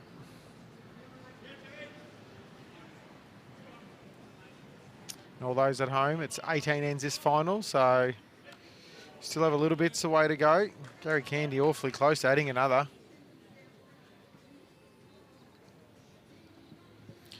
Lance Kelly takes out 2. 3. Well, as we discussed before, that the margin had got out to its biggest of the day with 4 being the difference, is now back to 1.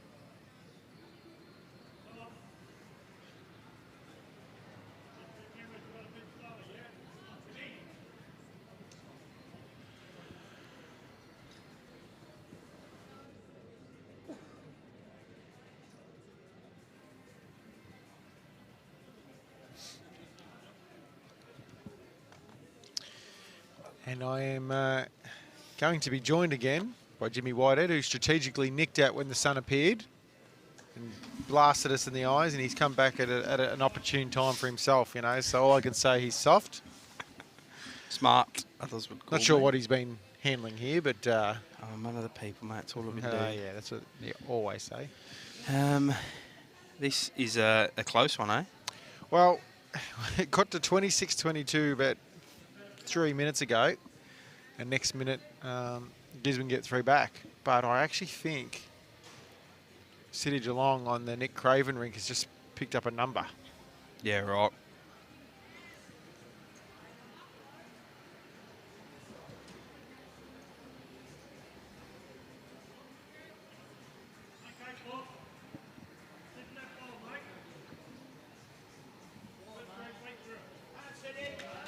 Four.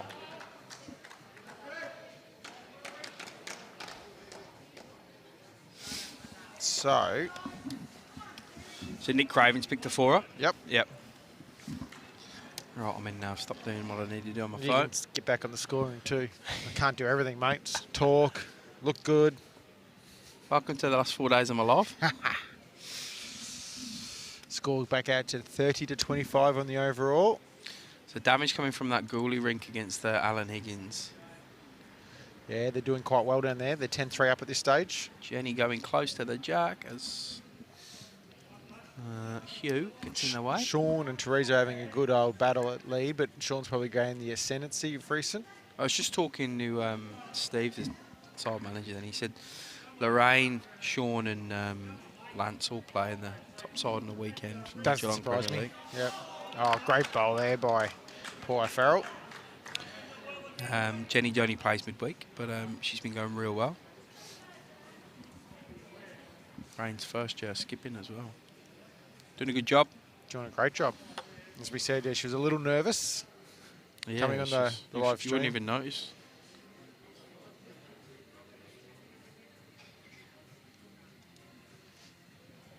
As soon as that sun disappears, Jimmy, we encounter our next natural situation, which is the cold creeping in. Yeah, it doesn't get too cold. It does get cold quickly, but I don't think we'll be here as late tonight as we were on Saturday night. So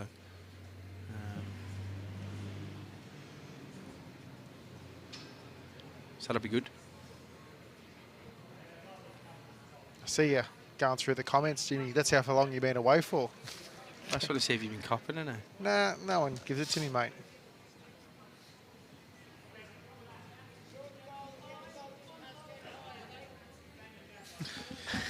Jimmy, it's great to know.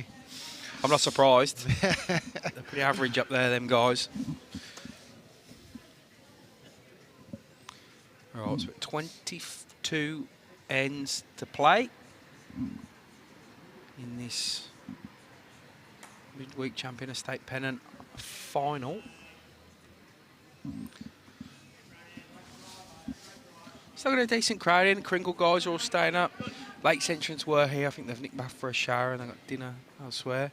I had a good chat with the guys in Portland. They're devastated. They've beaten City of Geelong and they've beaten Bundoora in their section and they've lost to the other three. They'll be ruined the day. They will. So they've beaten the sides who finished 1 and 2 and lost to the rest. Another one to the Kerry Gooley rink. You got it or you want me to get it? Look, seems like I'm the only one capable. 5:15 now. I reckon around a 6:30 finish, maybe just before. Yeah, that's what I reckon too. It's the biggest. I reckon this has got to be now the biggest lead of the day. Neil, I hope you haven't cut yourself. He said, note to self, don't cut a pumpkin up whilst watching bowls. I know I wouldn't because I couldn't afford to lose any more fingers, Neil.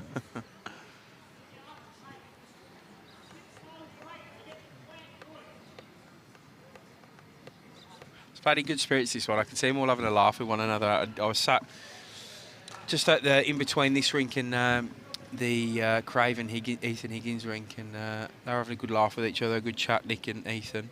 I can see Kerry Gooley and Alan Higgins, Ethan's dad, having a bit of a laugh over there down the one end. So all played in good spirits, all good fun. They're all competitive. No, Sarah, they don't in this one. Receive a pretty nice state pennant flag. This is the prestige event, I think. No, look, coming up here as well, we do subsidise some of the accommodation for all sides, and they receive lunches each day and a dinner Saturday night for the weekend and last night for the midweek guys. Had a bit of trivia last night. It was good fun. I think I might have a career in a bit of stand-up comedy after watching myself on stage last night. I've had a few comments from a few of the boys. Said it's pretty funny. It's good. You sound like my wife. She thinks she's funny too, Jim. Don't believe she'd be watching, listening right now, so I probably won't get into trouble for that.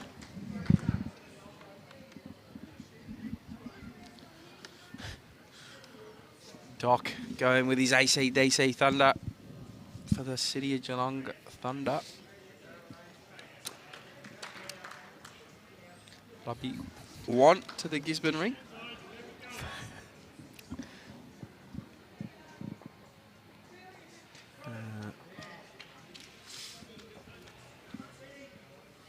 Stop the flow there. They've been scoring quite well, that rink. We're last couple of rinks. Steaming ahead on this rink. Yeah. Brad's going to have to move some cameras eventually, I think. Yeah, if I'm a betting man, it'll be to the middle rink. Well, yeah. It's easier to pick up from the middle cameras, that sort of action, like this type of shot now.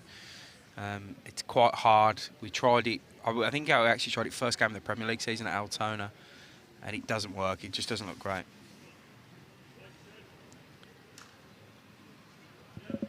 Yeah, correct, Jay. It's like there was competition was slightly ridiculous. I was just looking at the ladder before I packed the iPad away, and every team won a game. Only one team won one game.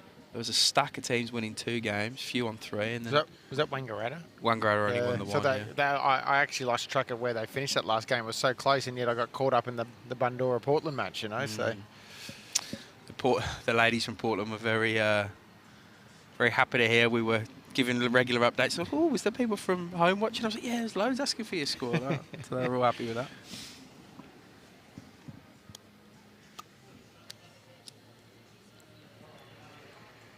Oh, Frank. I don't know what he's done. He's still got shot. He had shots, and I guess he's kind of not happy, but he still kept shot, you know. And I mean, as we said earlier, sometimes you have to move it around on this green to try and protect it. I don't know whether that's opened it up or not. Kind of looks like it from here, but it's probably Shaun Myers' worst leading end for a while. He's been really good again this game. Every time I've looked over, his bowls have been there or thereabouts. Let's face it, it's not horrible where he's put them either, because any jack movement, they're going to come into play. Teresa's pretty handy, so she'll be happy with that. As Paul O'Farrell adds another. A pretty good one at that, mate.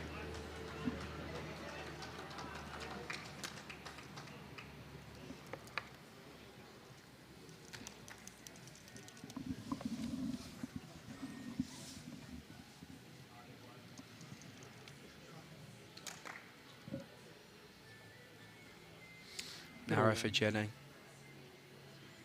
What catch?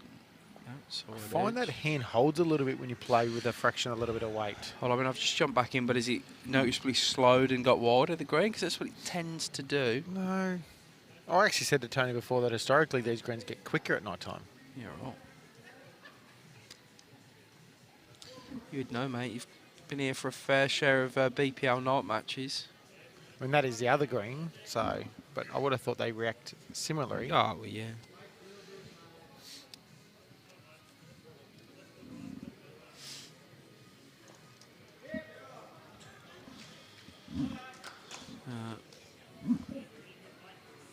Well, probably just missing where he actually wanted that, but a bit on the head. Useful in some way, somewhere.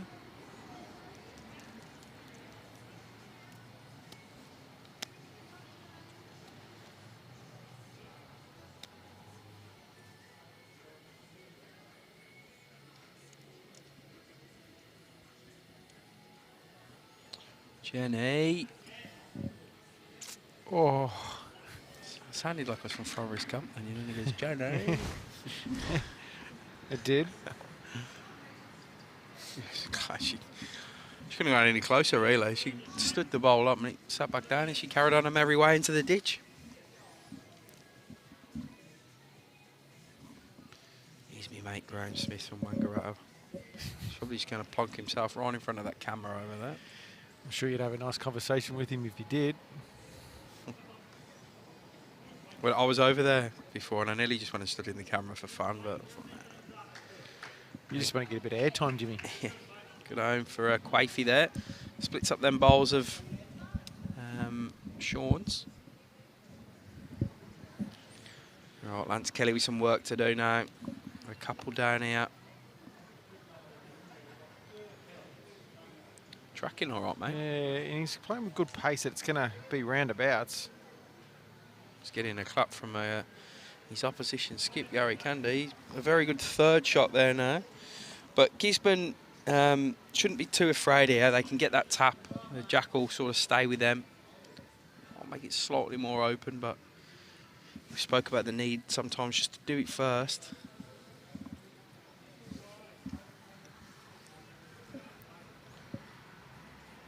Get inside that red. It's not going to quite reach. Lance probably just wants another 18 inches on his last 2 feet.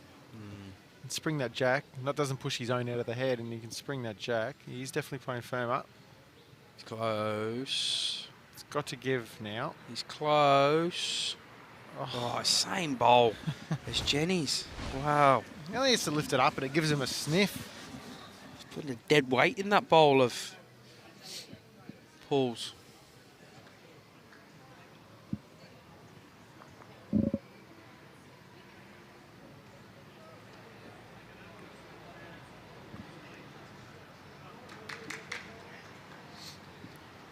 One, two, City of Geelong on the middle rink to Craven. tied it up at 11 all, if my maths is right. Sounds about right to me, mate. 11s on 11s. Yeah, I've had a lot of that this last few days.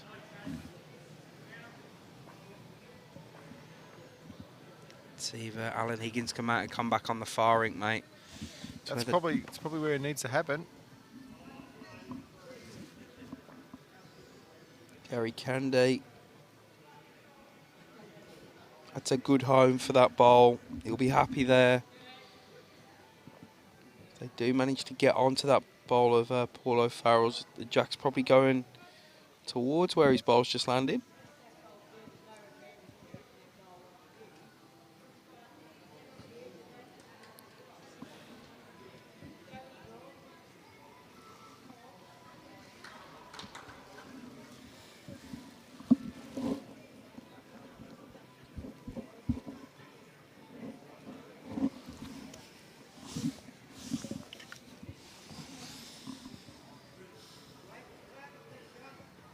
Interesting to come that backhand, eh?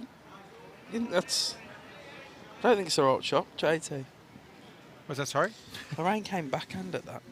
Yeah, it's interesting. Lance called her on that.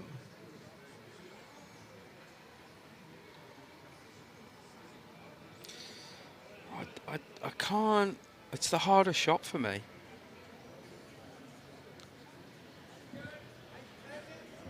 I think the easiest shot's the forehand, personally. That's what I mean. Like I can't.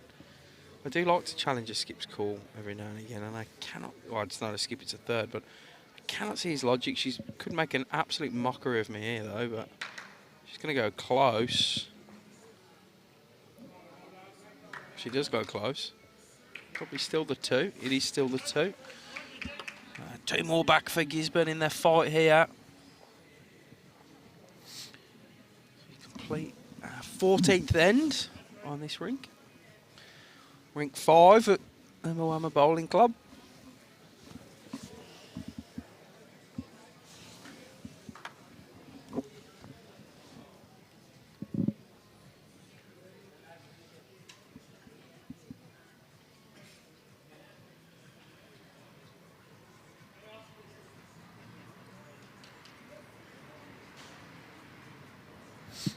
They're definitely scooting along this rink.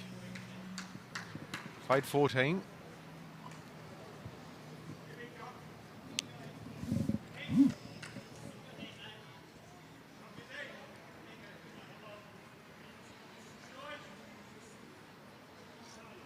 Yeah, reasonable leads bowl there by Teresa.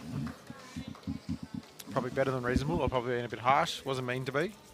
Yeah, good bowl. Stuffed by the Teresa Wiley. And a little bowl up.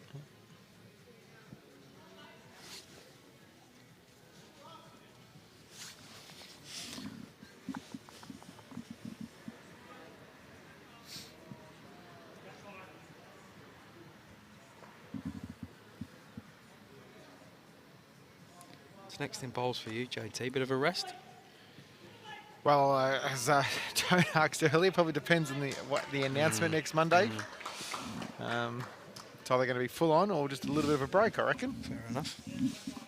Good stuff by Therese again.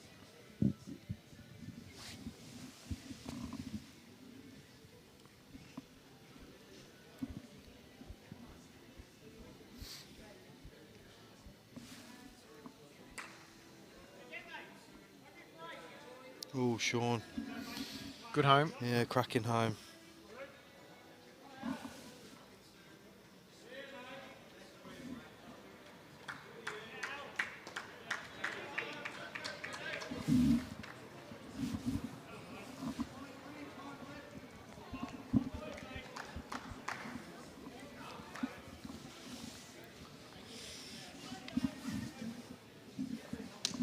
Oh.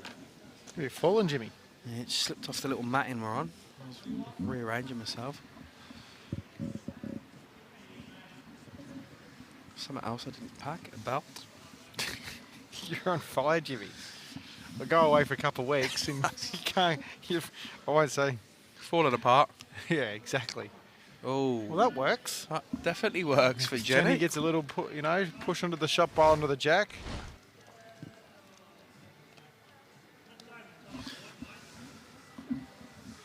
Might have missed an end somewhere here, JT. Alan Higgins has pulled a couple back. Yes. So the difference is 2. Tough one to call from here, mate. Oh, I'm sticking with my prediction. Oh, I thought you would. So I'm trying to go for my half point with a Gisborne win. Oh, man. Wow, way. What do you fly still, Jim? Mate, went up my nose then. Absolutely. It's tough conditions, this is. This isn't what we're used to, mate. We're getting attacked by bugs, sunlight directly in our eyes. It's carnage.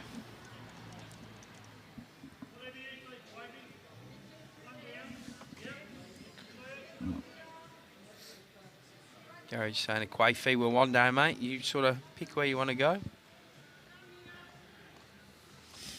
Leaving it up to an experienced man. Oh, he's gone here. Can he bend early? Guess he gets that out of the way. He gets that at the right angle, you just never know. Oh, Josh. Told you, bowls do weird things on the carpet. They don't react the same way as they do on grass.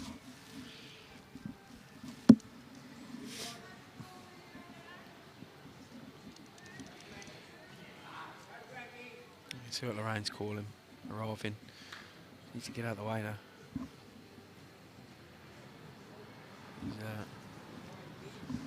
He's fully invested in this head. He's parked himself right on the line. As Lance gets to walk over. Trying to wave her down. I do have a can of Bushman's, which I reckon I'm a fair chance to... What, piff? Piff one off one of them. Is that, would you use that word in English? No, but I do like that word. I do like that word. I'm going to piff something at you, mate.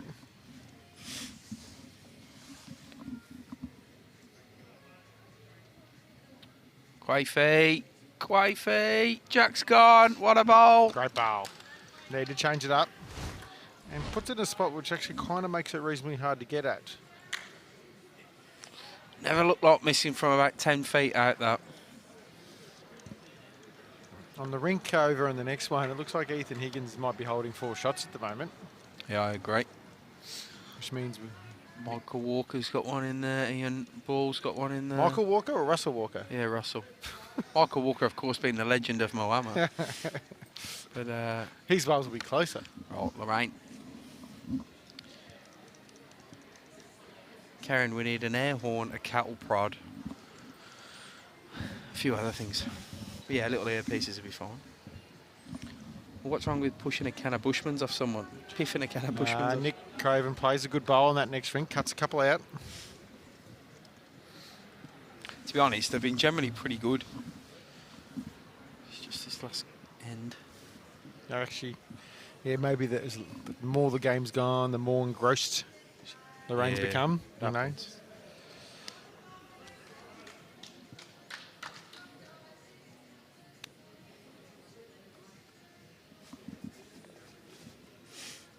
Gary Candy, you got Buddy. Add to the count here. Gisborne need him to. Tried him by 2 overall. His line is superb. Definitely counting. Good stuff by Gary. That makes that very difficult for Lorraine now. I think she might be playing a cutting down mission, try and just hope to draw and just get around the red. You could potentially just sneak in. At the very least, get the second shot.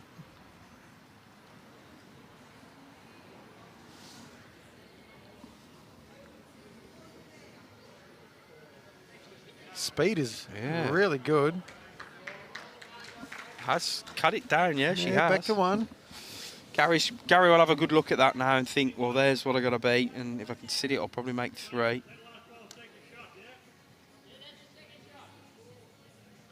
Just asking for confirmation that Lorraine's was second. As he lines up. He's tracking all right for that. He's just got to get down a little bit. Doesn't want to turn it sideways. Oh, Gary. Still not hold one, though. Nick Craven might have actually got shot in the rink next door. There's some superb. fist pumps and high fives. And Ethan not to be outdone will probably bowl a bowling run immediately after it. Do you reckon Lorraine gets a hers now and flops in, could get shot? Yeah, that's what she'll be looking for. She ain't far away, JT. She's going to want to hold her head a little bit. Even sneak under. Right, give it a good attempt. Yep, 1 at Gisborne. That'll bring us back, JT, to 1, the overall, and we'll see what Nick Craven did do next door, because we could have a tied game once again. 1 to City of Geelong. You reckon? Yep. That was a call, yeah. Saw the finger. All good. So whip through the ends in this game. We'll be playing catch-up elsewhere. We'll try and... well, we will move our cameras. We won't try. We will move our cameras as soon as this rink is done with. Is that all right, Brad? Yeah? It gives you a look like, yeah. That's it. Not asking for much, Jim. I never do, mate.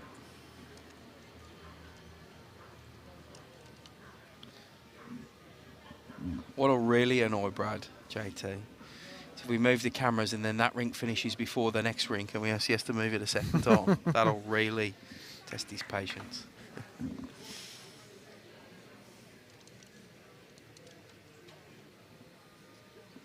But it's probably what's going to happen, because they are ahead.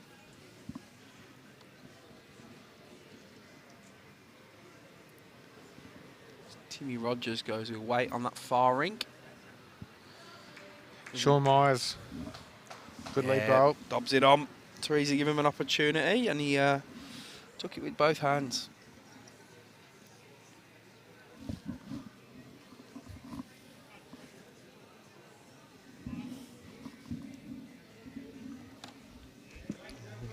Very good reply.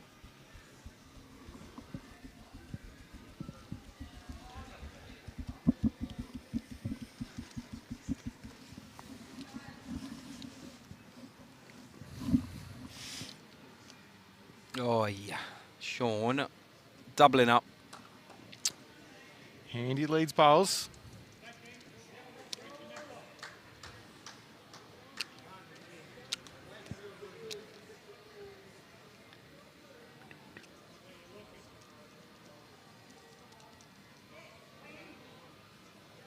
Oh, JT. Peter O'Farrell. Paul O'Farrell. Paul O'Farrell.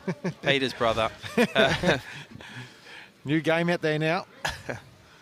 Completely wrecks the good work of Sean Myers in an instant. He's done that a couple of times now. Oh, that was Quaife I was thinking about. He did it too. I don't seem to like Sean much. They're ruining all his handiwork.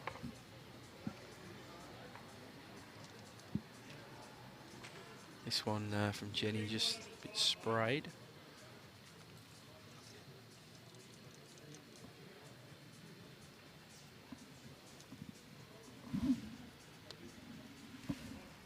Alan Higgins is running on that far rink. Yeah. Hit something. Oh.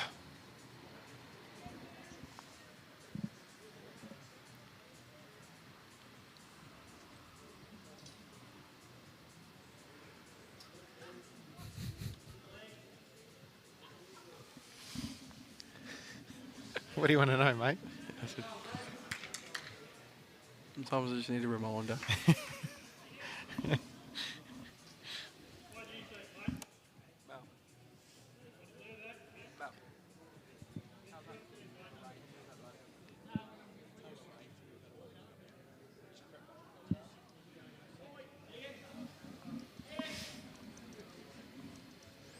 Sending over the boss.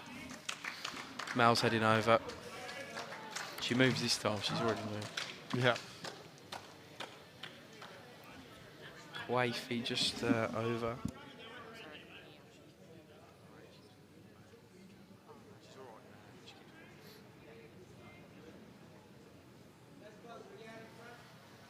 Good question, Greg. Why isn't Ronnie Kelly playing? Yeah, I was actually wondering that today. But there's been a few people missing this weekend, so for whatever reasons. Midweek.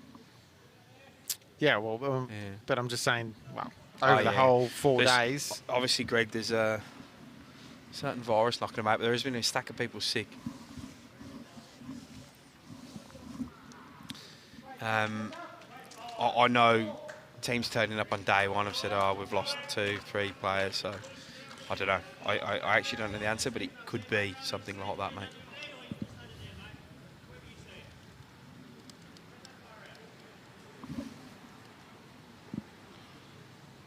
If you're a City of Geelong fan, there's some good news coming your way. I reckon there's a 4 being picked up on the Gooley ring. Really? Well, they've been pretty hot on their overall scoreboard, JT. The 2 managers have been fantastic. And as is 4 behind theirs and an endless. Saying over there, Here we go. 15-5. So a 4. It was a 4 to Kerry Gooley. On the ball, on the ball.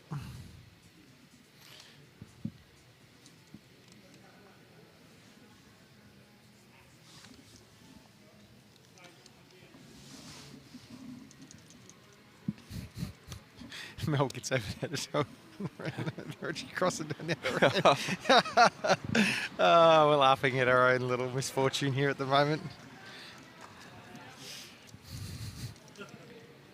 Yeah, we just sent someone over to go and tap. Lorraine just a reminder to stop creeping in front of the camera, and she's already nicked up down the other end. Oh, 6 to difference, 14 ends to play in the overall. Still plenty of time for Gisborne to overturn this one. They've been behind most of the match, JT. Or nip and tuck very early.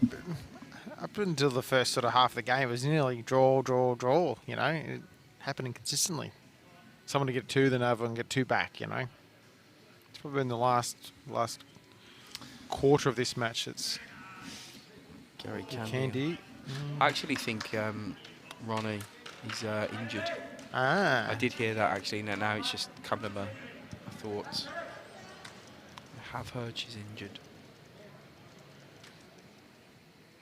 Could be wrong. Magoo's been good at getting out of the way. Just trying to tickle that bowl in a bit.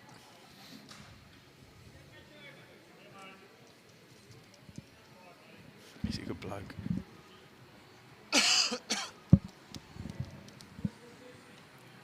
all Gary has to do is sort of beat his weight, and he's going to be reasonably close. Yeah, he's shaping all right here, mate. He's just got to hurry, I think. Yeah, not going to.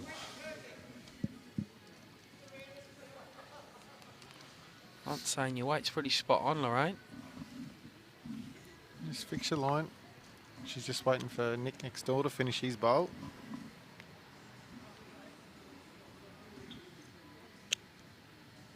And obviously there's a lot of movement in raw line.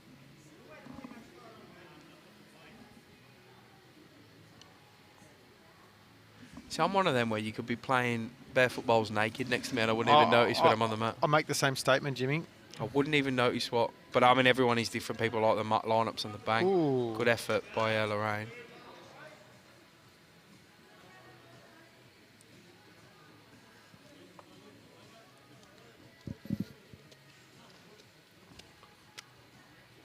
Sean's already got the mat, so he's confident.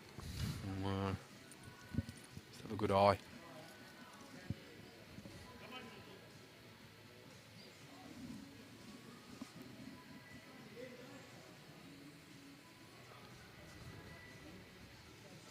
It's the second one they're looking at then. Yep, one for sure. Uno to the City of Geelong rink.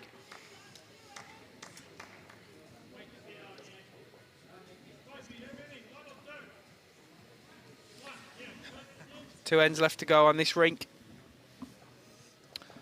And Gary Candy's rink lead by 4.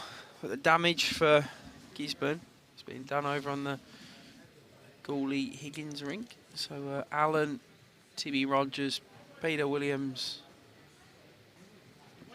I don't know the other guy's name, I'll have to check my phone. With some work to do.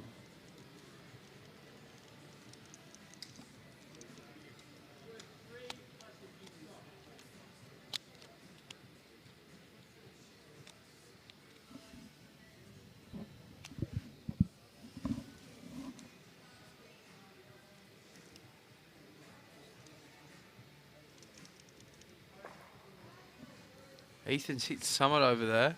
Was that a fist pump as well? No massive reaction from others in his rink. We'll see what's happened there. They dance over it. It's two. Two coming out for Gisborne. And a measure for more. They need that. Yeah, they do, mate. Ah, Teresa with a good bowl out. Good stuff.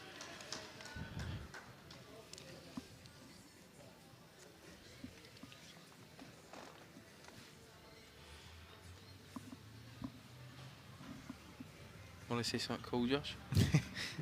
Yeah, you royally stuff everything up. Yeah, I've seen you been handed the controls of the camera switches. The way you're going at the moment, we'll have a live stream breakdown. Here we go.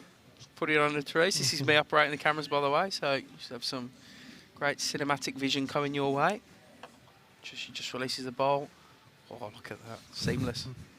Seamless. You might have made 4 here. They're measuring. They've got 3 out. Wow. Oh, Therese Wiley, 2 rippers. Good stuff by her. She's lifting the game just when Gisborne need it. Here comes Jenny. 3. 3. Oh, you get it. You get it. I'm in charge of camera work here, Joshy T. Did Mel get over to Lorraine or? No. She's gonna need to. She keeps moving by the time she gets there. I might go. Brad's back. Your camera operator, mate. Don't overdo it. The B grade camera operator is now back in business. I'll go and tap Lorraine on the shoulder.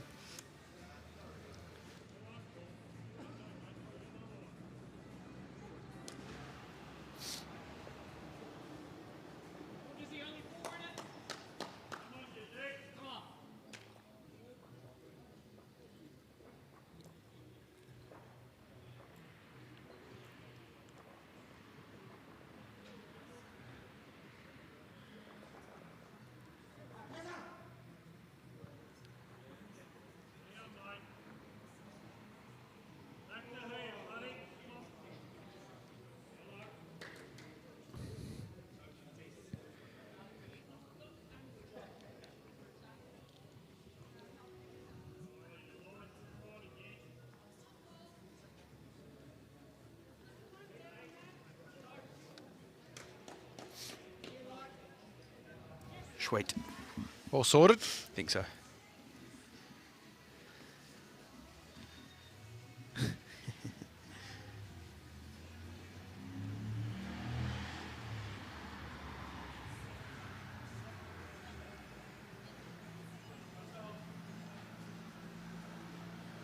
Just nipped over Dale and had a chat with Lorraine, so hoping. As Gary stands right in the middle. Yeah, he's been pretty good at moving out of the way though once he's called his shot.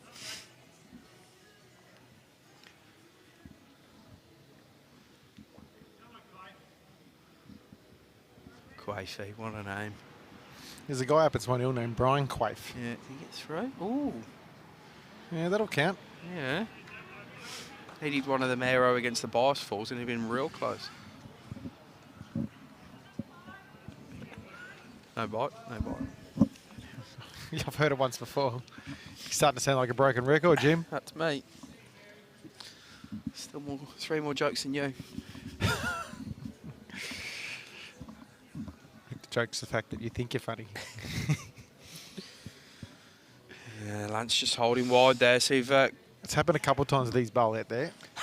as Therese forgets we got one more left before she legs it down the other end. Oh, Kerry Gourley going close. I'm going to take that as Gisborne are holding. So we're going to have a tight finish here.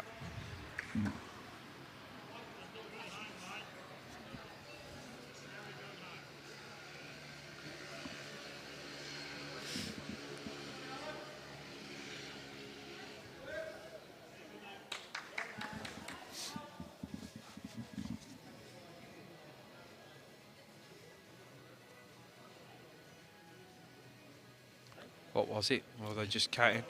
Two to Gisborne on the Alan Higgins rink. So back to within 2 shots overall.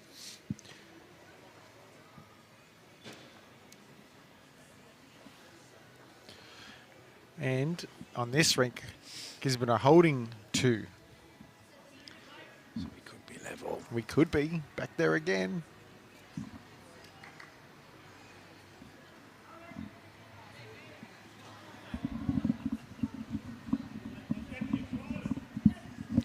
They've all confused themselves where the camera is now. I think they're all getting paranoid. They're all pushing each other out the way over there. I just showed them this can of Bushmans. They all moved. It's not that hard. Stay off the middle of the rink and you're cool. They're actually doing a better job with more of them down this end now. Crash for Lorraine. So Gizzy's still holding. Gives them a sniff. That's probably easiest access now on that back end. What's Gary Candy going to do? He's going to look on the forehand. Yeah, he skipped this well, Andy. Old mate Gary.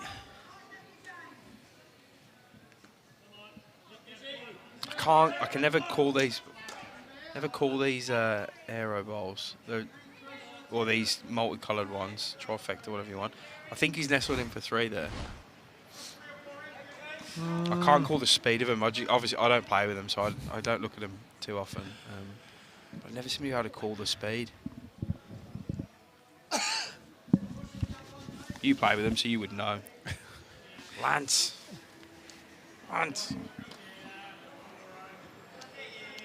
She's got a drop. Oh, catches the edge. Here we come. I reckon Gizzy holding 3 out. That'll put him in the lead. Might only be briefly, but it'll put him in the lead.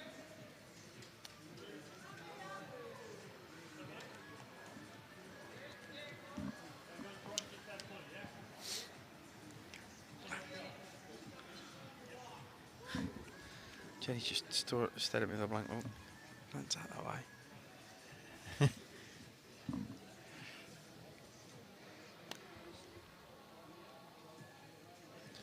I mean, this is no... no, I'm not going to shut my mouth.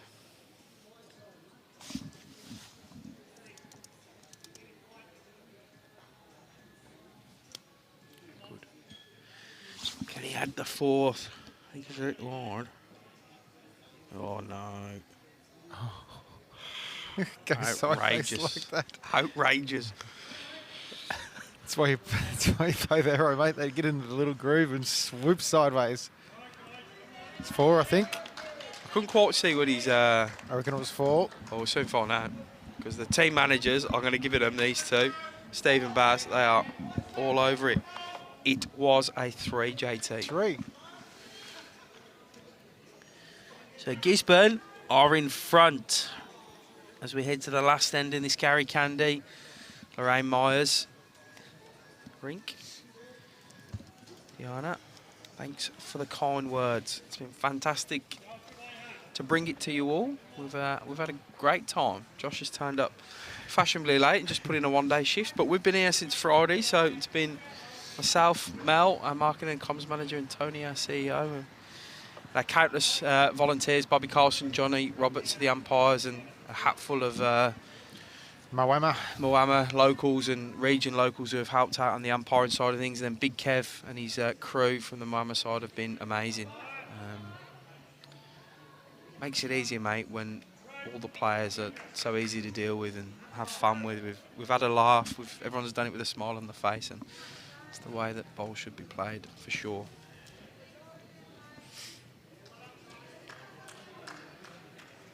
Be a bit of a corker if we were only playing a 45 ends. Well, yes. Who would be the last end Eddie? Well, geez. We'd have to give back. Would have been bust. Lorraine and Gary would have to give back a couple of those ends. Oh, talking of volunteer umpires, we got Mr. Bobby Carlson and Barry Cutris. Yes. Out here. Measuring. Oh, it's close. Short, I reckon. It is short. Bobby's going to roll it back.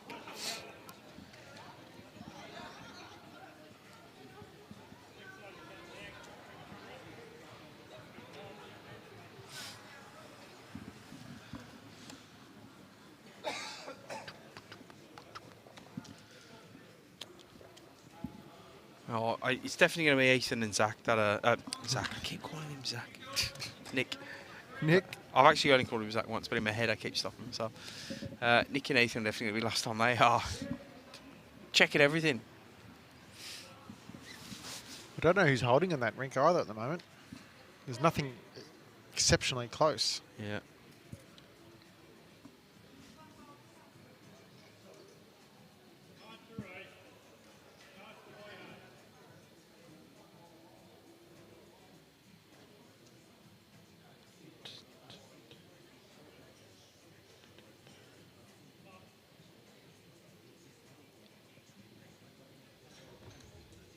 Oh, Therese. Didn't let that short jack roll go to her head. Just dots one on.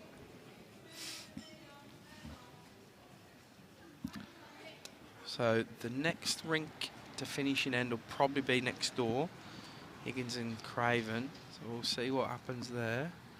Because every end is going to really change his scoreboard. As you can see, there's only one the difference. Ethan's attacking. Is that an attacking shot? No, I think he's just arriving, mate. Trying to promote. That's Terry's bolt. Ah, Therese. Good leading. Great leading.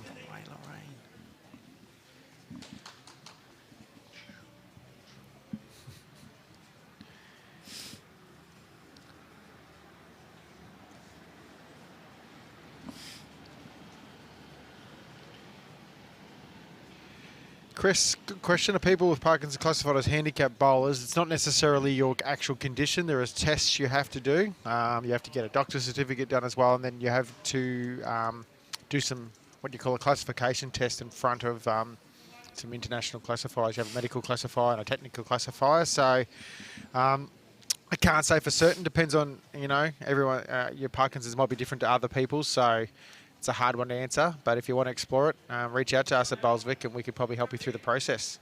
Or if there's someone we can help them through the process. Tony's one of them classifiers. He is, yep. And I'm obviously heavily involved with that space in one way or another too, so understand the procedures around it, so. Good stuff.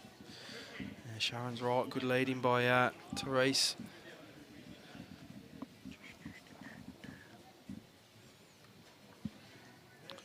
She's missed the line on that one.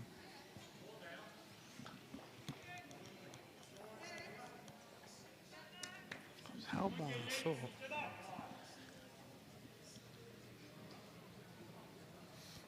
Notice the City Geelong team managers fiddling with the overall scoreboard. Oh, he's messed it up. He's messed it. Yeah, he's done a great job until then, has Steve. So he's got Geelong on 39. That's cause Nick Craven has got another one. He's going to want to add an end on though, so I'm convinced. He does. We're back level. And if we were playing our 15 ends, Josh, per rink, for a total of 45, we'd be going back on for extra ends. So these championship ends, as we'll call them, the extra 3 per rink.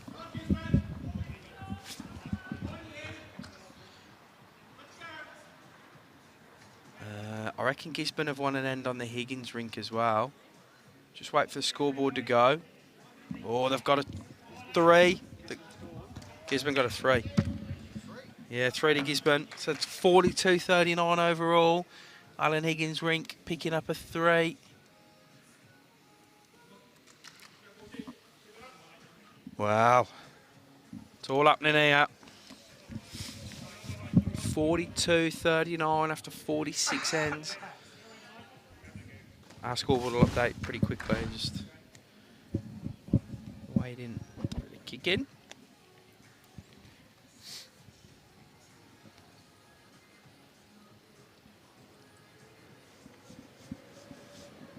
It's not quite kicking in. Oh well. It'll happen. It'll happen. Impatience. There you go. We're in. Oh, 8 ends to play. JT. It's been nearly the largest lead for Gisborne's had of the whole match. And ironically, it comes from that rink that struggled the most for them. That's what happens when it's a team game. You know, you might be struggling, and if you can get back and halve the score or halve the difference, you always go towards. That's right, mate. In a game like this, for me, the only thing I'd be looking at on my scoreboard is the amount of ends I'd played. I wouldn't even be looking at what the score was on my particular rink. I'll be just looking at the overall and focusing on that.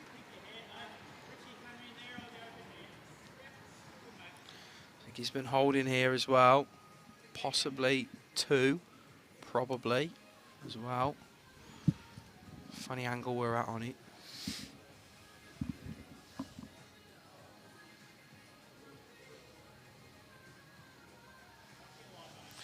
As we tick over to 6 p.m. Our 6:30 prediction is going to be pretty close. Although it is Ethan with 4 ends to play, so he could be here a little bit longer. Takes his self.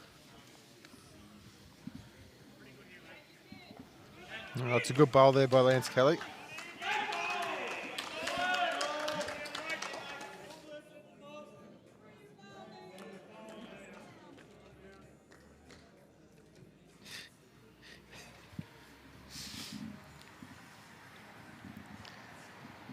We are in the championships ends. Sharon, this will be a fun finish. He's been cut there. They're holding the one there. Wow, that went a bit straight.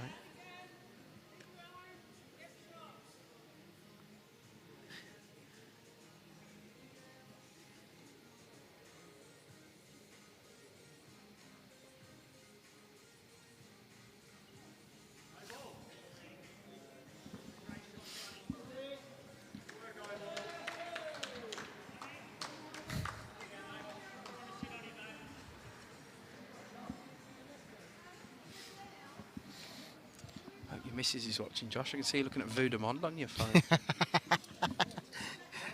Hey, just Kelly, you're in for a treat. She's not that lucky. You're not that rich, either. Exactly. Right. This will be the next end that finishes, so I'm just going to give Brad a warning. When this one's done, can we move next door, please, pal? You won't have to do it again because that rink will definitely finish last. Before, yeah. If we get that wrong.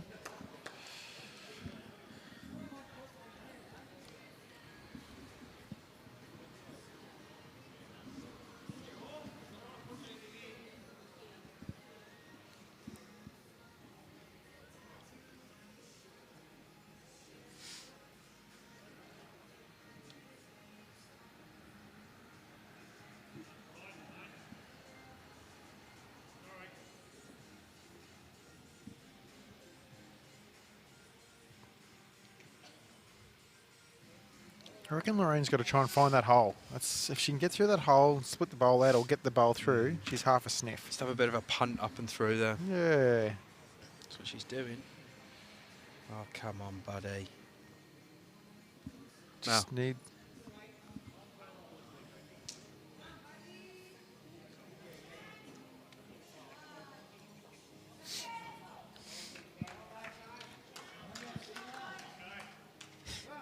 One of them megaphones. Move!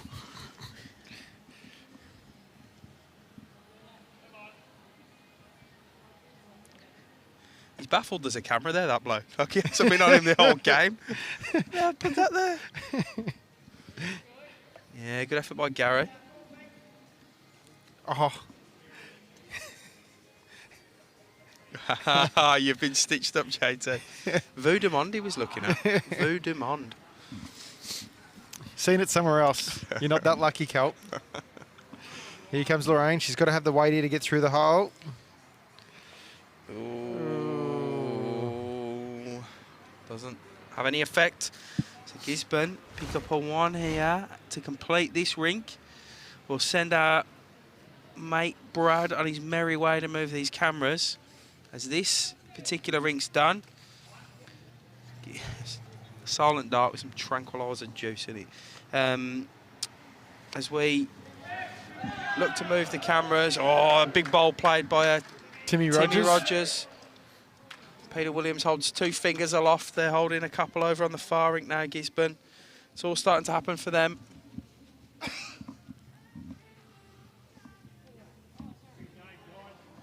We'll talk you through what's happening. We're going to join the Craven v Higgins rink, 1 and 3. I'll operate the cameras once again. So you'll have to bear with us through this crowd on this camera. I might even just keep the camera at the head here and move it when them players are out of the way. Yeah, we're off the 2 middle cameras at the moment while Brad's moving. Brad and Mel are going to move the cameras at the head, which get us the pictures behind. So here's Mr. Craven. I think Gisborne are holding here a couple. Yeah, they look like Ian ball bowls there. As you watch Terry and Ethan watch this bowl in. Nick Craven. Wowee. Tried hard to get the little wiki woo all the way up. The do-si-do, as Tony was calling it earlier. So we think it's Gisborne holding 1, maybe 2. Terry will have a look and confirm. We'll try and get his attention to see how many. So Ethan Higgins gets a high five from his mate Gary Candy, who's done a fantastic job, his rink. And here he is. Timmy Rogers can't quite add another. Ethan's ball is on his way. JT, he gets to within 2 or 3 feet. He's having a look at short. This one. Oh, I thought short initially, but I was reading his body language, but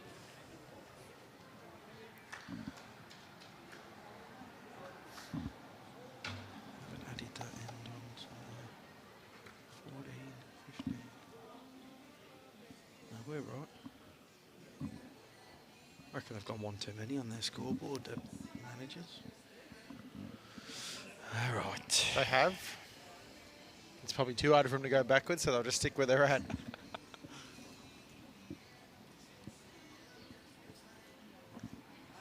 So many buttons on this stream deck. All right. How's Nick going to go out? I think he's one, maybe 2 down. Trying to get up through one of his own bowls. I think he's going to reach up.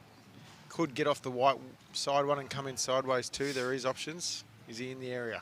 This is mate Frank. Yeah, he likes it. Oh, very close. Still 1 down though. Ethan. Ooh. Tough head to call from this angle. Oh, Brad's not going to like where that camera's moved to, is he? It's right in the middle of the steps over this side. You can see, just see. 1. Ethan foregoes his bowl. So it'll be 1 to Gisborne. They're 5 in front now. The match has changed. The momentum has swung. Sure has. Gisborne making a real late charge of this. Let's see how Alan Higgins and his rink go. I don't think much has changed since Peter Williams was showing out a signal of 2.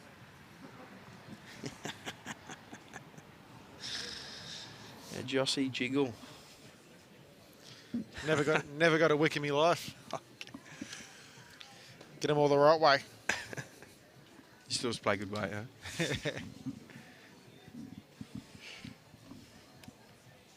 We're just fixing up these cameras at the end of the rink now. Just bear with us that these players haven't played their game on the stream, so some of them tend to get a bit confused. We'll try our hardest to scare them into moving. I think we know the bowls. We've streamed both of these rinks today, so we should be okay with who's who and what's going on. Yeah. That's always a tough one when you move games over, is getting your head into the game. It's no different. You don't play the game any differently. You just have to be aware of the camera. I mean us, calling the bowls. Terry. Well, I've already forgot his name. This is how great I am. It's Russell Kelly. Russell Walker, sorry. Who are you talking about here? And this is Richard Holland. Richard Holland, It's yeah. not Russell Walker. Russell Walker's leading in. Is it? Yes. Okay. Come on, mate. I'm struggling. Russell Walker, OAM, mate. I thought it was Mark Walker. No. Can't take you anywhere. I've been on this commentary desk for too long, brother. All right. In all seriousness, we're right at the death in this one. Here's Russell. Saying, Terry, get that. Poor Terry Kelly. He's trying to get... He's trying Get out of the way, Terry. He's trying to move out the way of our camera. He's trying his hardest. And then he's just got told off by Russell for being too close to the peg. And he just looked at us and said, well, what am I supposed to do? I'm pretty sure he muttered, it's just like being at home. Bowls here again. He led quite well earlier in the day, didn't he? He did. Richard Holland. Asking...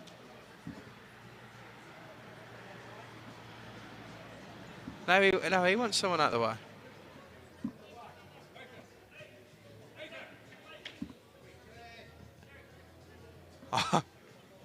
What is going on here? It's a comedy of errors. And, the boys on the ring don't know what day.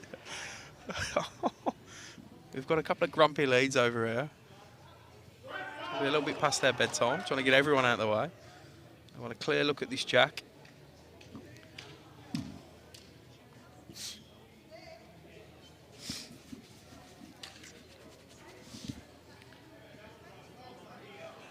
Any late turn on this one?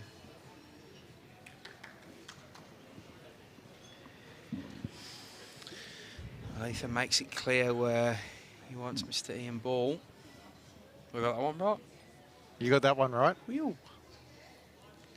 Remember the second for City Geelong?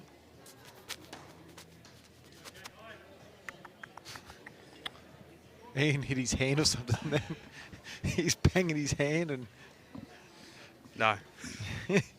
Jenny? Deanne. No. Deanne. D. Come on, mate. Oh, mate. Memories like a sieve.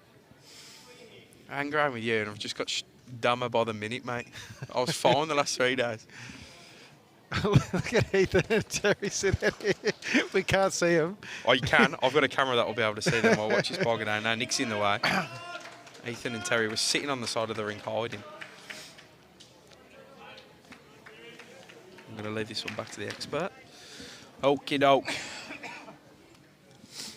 Oh, what was that on the Gisborne rink? Didn't see. I did. It's a 2. I still reckon they've got their ends wrong, Josh.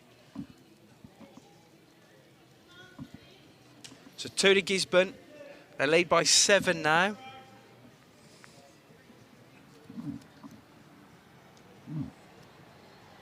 With 5 ends to play. City of Geelong hasn't scored for a while, Jimmy. Yeah, they're just sort of fallen into a bit of a heap, but that will help. Steve brings ball into the shot position. See what Ethan's asking for. On the backhand, try and get underneath, catch the edge of the orange. Oh, the edge of it's good. Do you know who the third is for Gisborne here, Jimmy? Terry Kelly. That's right. What about the third for City Geelong? Frank. Tars. The gun darts player. Yeah, that's it. That's him. It's all right. We caught you up. The worst one's the function on the 2 nights that we've had here. I go and seat everyone to the tables. I'm good like that as a good host. But once they're not in Bowls uniform, do you think I know what Bowls Club they're from? Oh, don't worry, I'd be the same. I was sitting in a meeting last night at Berwick Willick, and there's guys there with just in their civvies and going. You've got a club. He said, "Oh yeah, my club's good for this." I'm like, "Yeah, I don't know what club you're from." Terry catching the edge there and flying out. Took me all the 5 minutes, and I had it all under control, though, Jimmy. Yeah, I'm no hope. So we've got this plus 2 more ends on this, and we've got the current end in progress on the Alan Higgins Kerry Gouldy rink plus 1 more.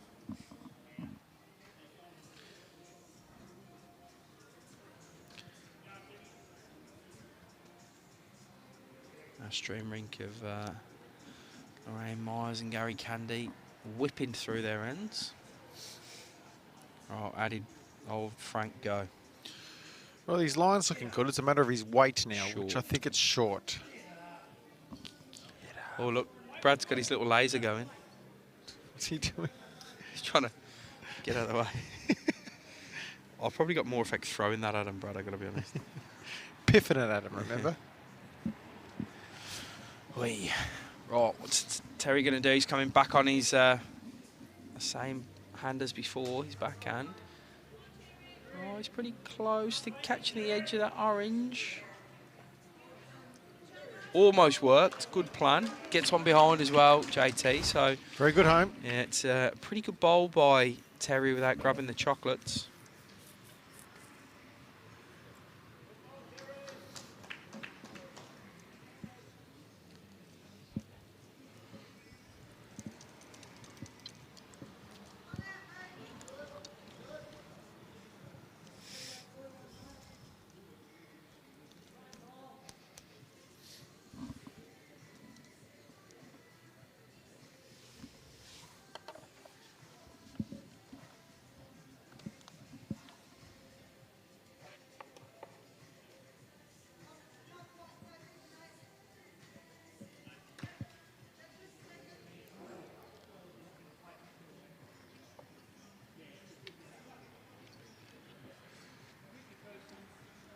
As Ethan goes down to play his bowls. Currently one down on the head at the moment.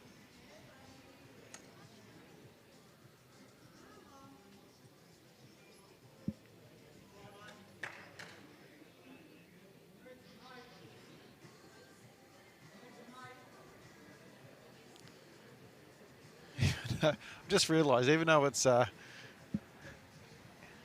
time now, Jimmy, Ethan's still getting around with those sunglasses on underneath. Yeah, he's an A.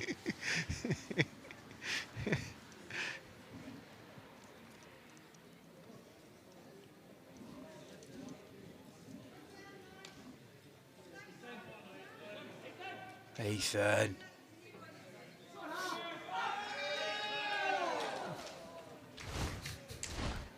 The body language. He's devastated. You gave that bowl everything, didn't he? Ethan, of course, has been here before pretty recently in the weekend champion of state pennant last year. He was playing for South Bendigo. They narrowly went down to Melbourne. And he was the last rink on that night as well. JT.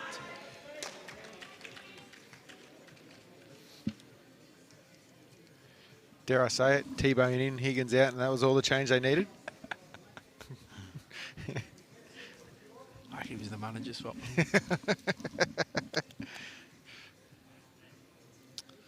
Nick. They won't be watching, mate. They'll be watching BPL at the moment. Yeah, good call.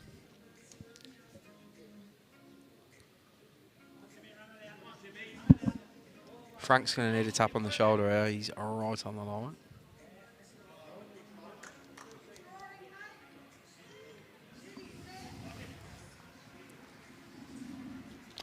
He's gone. Good lad.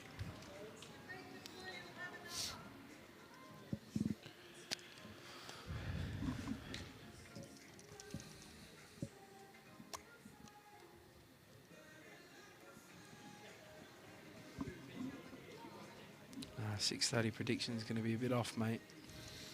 Yes. We're looking at least another 20 minutes.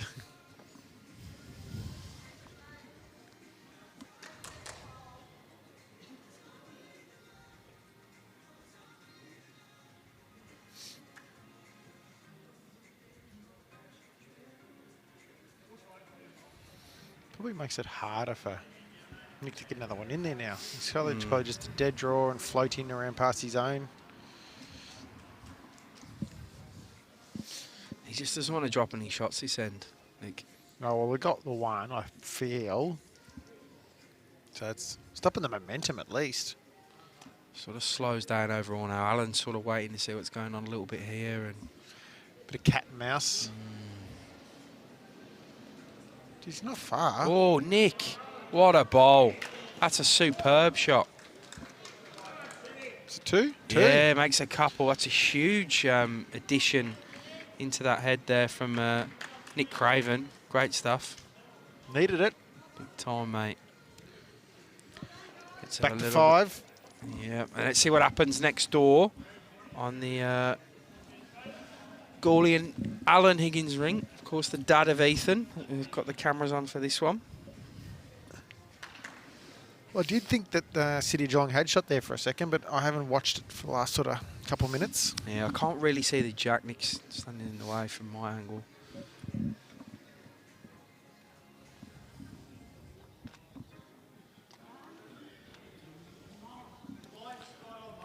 Kerry's short with hers. She wouldn't be happy with that. No.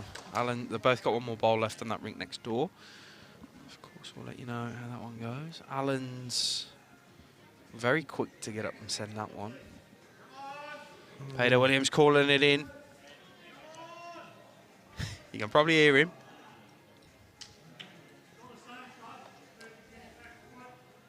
Ooh, there's a call. Move the jack back a foot.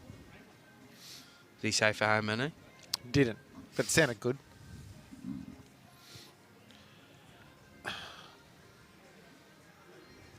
Got another mat length measure here. Another jack length I'd measure. be back on it. It's in. Yeah, I reckon you're right as well, mate.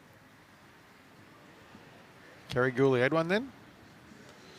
I don't know. No one seems happy over there, either side. One's coming out, but I don't know whose bowl that is. I'm positive that's City of Geelong's. Well, they've got the mat in the hands. Yeah, it's one the City of Geelong.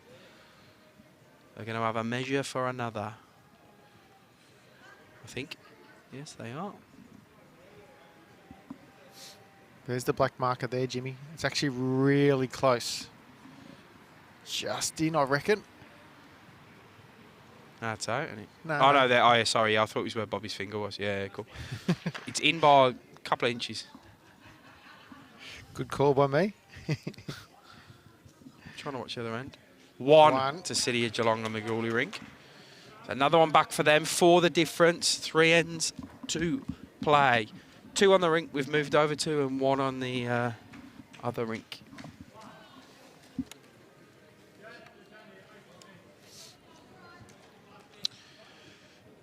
Three lanes left to play.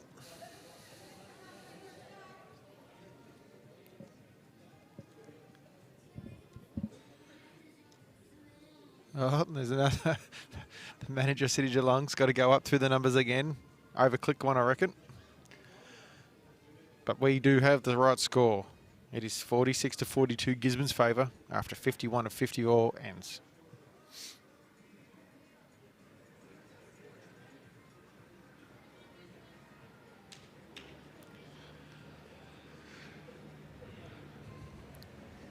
At least we have a nail biter, guys. Those watching at home, it's coming down right to the end.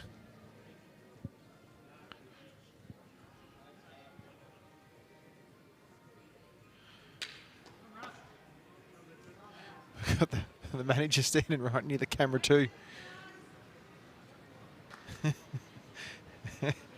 He got.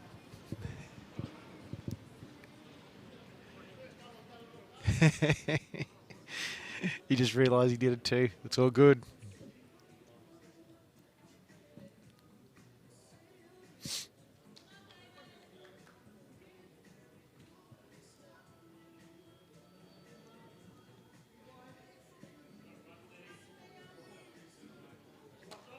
Russell Walker, solid start.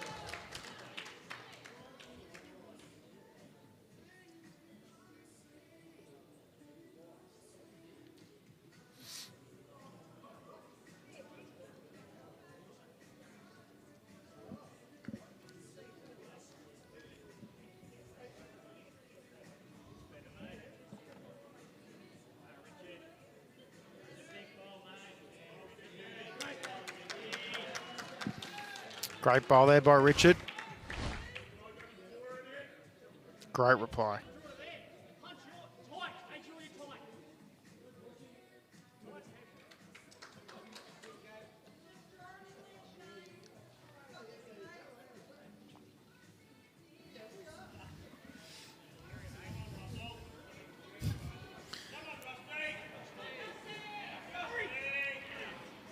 Russell Walker, great bowl.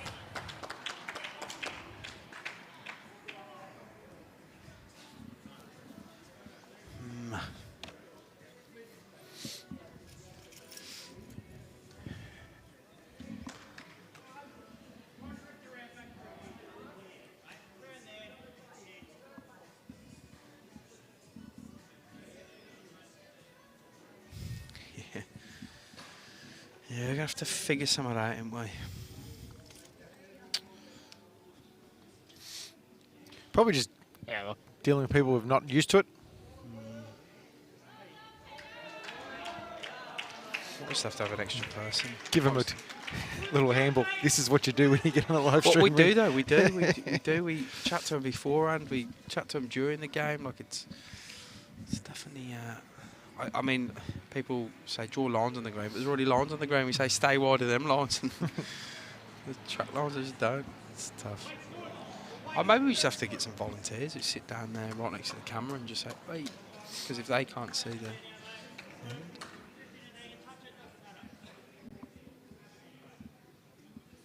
end. Anyway, let's focus on the positives of this one. It's been another ripper of a final, which is exactly what we want. 2 in 2 we've had. Cameras on the roof, Brad. How'd we go with that? Cameras on the roof. It's a thumbs up from him, from our camera technician. It's not as that simple of what we're working with. Ian. Yeah, I know BBL is a completely different production.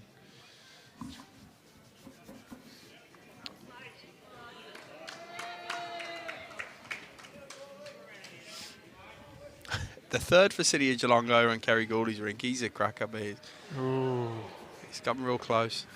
Chase the bowl down and give it a fair stalk, but no cigar.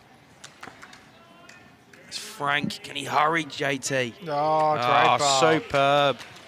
It's a big clap from his skip. Now they need something just to protect those 2 bowls of being balls.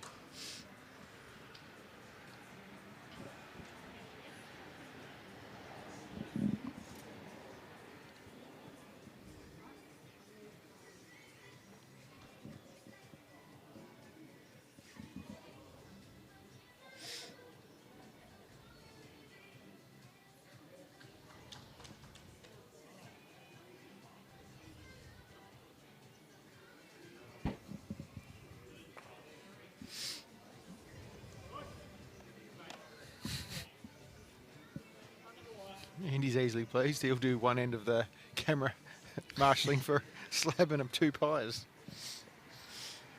Not sure you can drink the slab while you're sitting there, though, Andy. The pies go for your life. Yeah. I'll have you on camera there eating away. Frank. That's... Oh, he plays a game of billiards and goes behind. He doesn't cut the orange one out, though, from the angle we're standing at. No, but he probably goes into a good home. It's all happening here. Looking at the other... Peter Williams' bowl's definitely shot on the next rink across.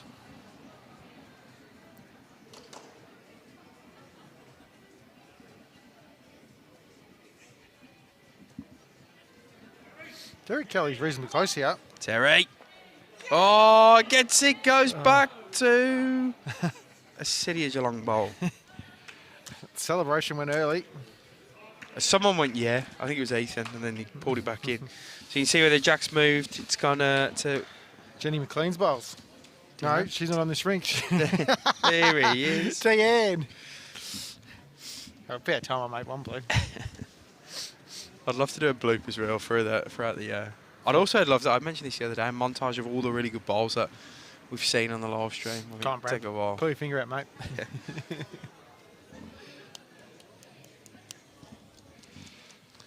Frank with absolute disregard for the cameras, standing as close to the head as he can get. No, he moves. I'm joking. No. Yeah, he's done a great job as Frank. He's played real well as well. Just tried hard to get down. Oh, that's close to adding another for Nick.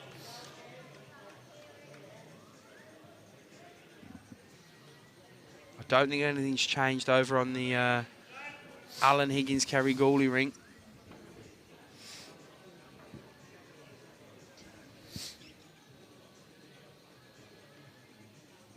One down or one up, depending on.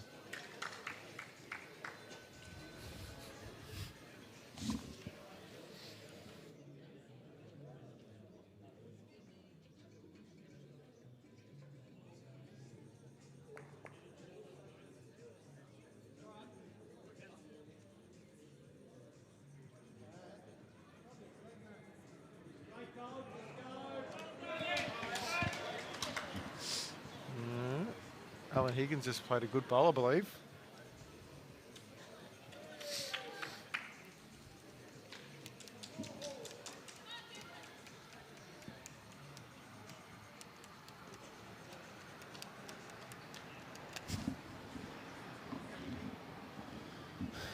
How'd he It's go awfully here? close here. Yeah, he is. Beats his own. Oh, Could be. I think that's in. Could be. I think he's holding 2 or 3 there. I reckon Ethan will run again. Here we go. He ran to the last, didn't do much. He cleared Big some. moment in this final here, which has been a bit of a seesawing affair in the last 20 ends. There's a bit of conversation going on here because obviously depending on what's going on the ring next door might change the way Ethan's going. And Pete Williams, as we know, he's pretty influential in what seems to happen. Here we go, sweaty hands. It's this point of the game. Oh, yeah, I think he will. Oi.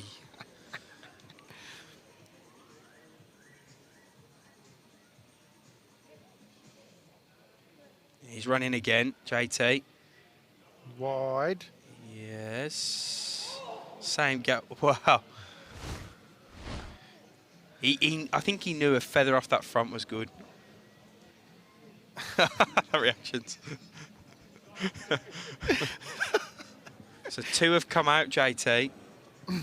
Oi, oi, oi, oi, oi. Wonder what's going on here next door.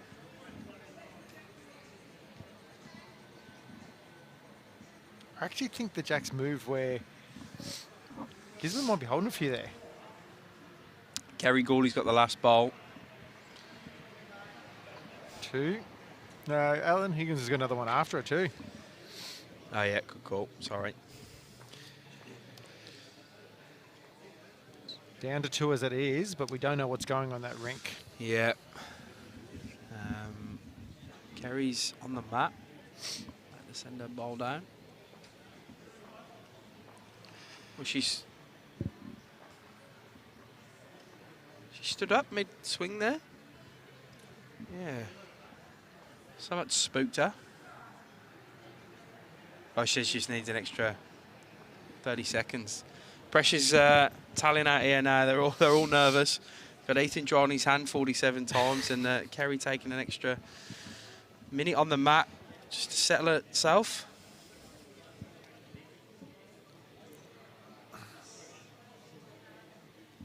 I do struggle with sweaty hands as well. I really do. I tend to, especially if I'm on an outdoor grass, I'll try and rub my hand in the grass or get a bit of sand on it just to try it out. But I'm nervous rolling the jack, so my bowls is a different manner. I think she's short there, Kerry, with whatever she's done. I reckon Gisborne are holding a couple. Oh, there comes 2 out. Well, he's declared the head as Alan, because unless they forgot he's got another bowl, because they've left the mat down. This bowl's coming out their head. I don't even know where Alan is. Yeah, they have forgot he's got another bowl. They forgot he's got another bowl. Josh, it's all happening here. The team managers are shouting. They're going to ask an umpire now. Bobby Carlson is going to have to interject. They've started measuring, started taking bowls out their head, and Alan Higgins still had another one to come. I told you then your pressure was... Alan Higgins had gone the toilet, so he wasn't done it. It's a comedy of errors out here. Bobby Carlson is waiting on hand to make the correct call here. Oh, they've called the umpire and Bobby's there. What is the call? They can just put him back where they agree? Well, it depends on who took the bowls out. Well, it was Timmy Rogers from Gisborne who took the bowls out. Which means, ultimately, City of Geelong can put them back where they think they are meant to be.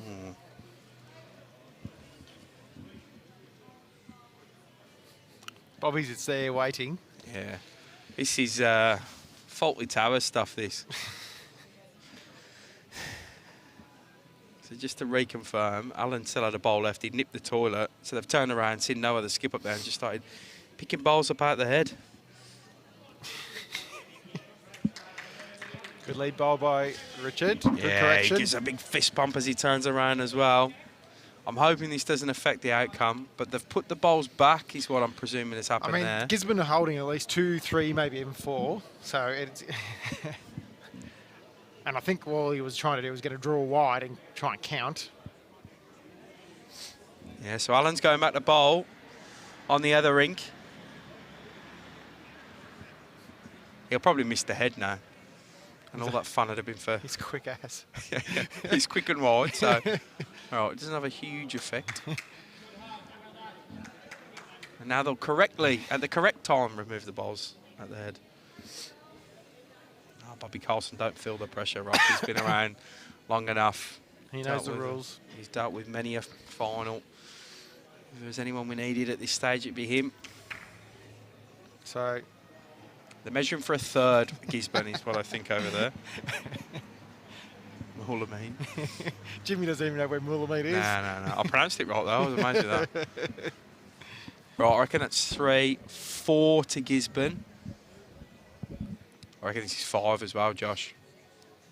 It's close. Yeah, 5. 5 for Gisborne. Wow. Pretty much game over.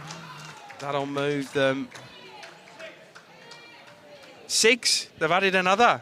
Why not? Everything else has happened over there. Why don't you just add another shot? Peter Williams going early with a 5. It's actually 6 to Gisborne. So that moves to 52.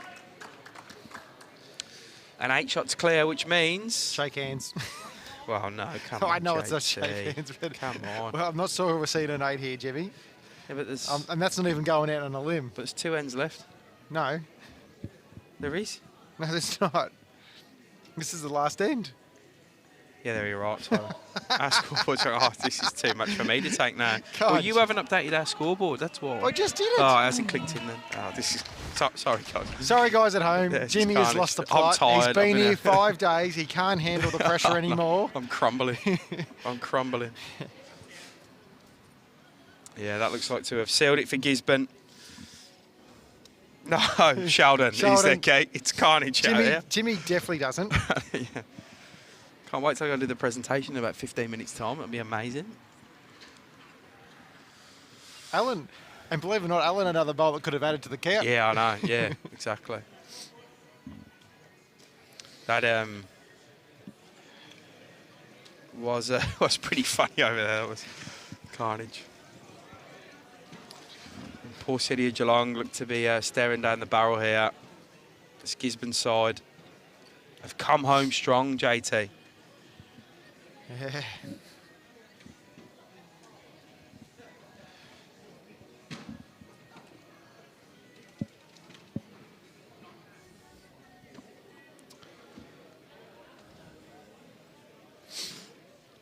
It's a little bit anticlimactic, this last end now. Oh, I don't know, mate. That was about as... No, the last end. Yeah. Everything else up until that was quite interesting.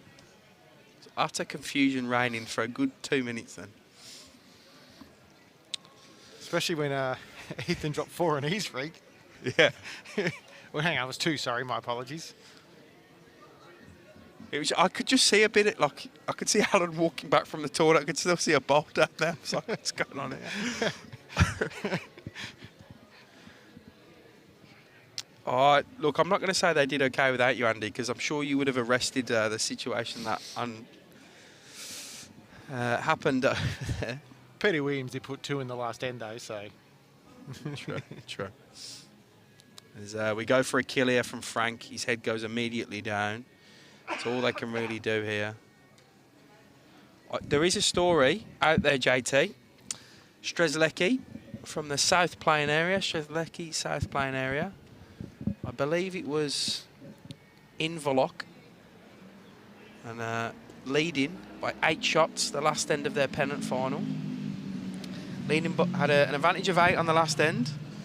Proceeded to drop an 8 on that end against Wonthaggi, and Wonthaggi went back out and took the extra ends. Wow. I'm hoping someone can confirm that. I've heard it's happened this year.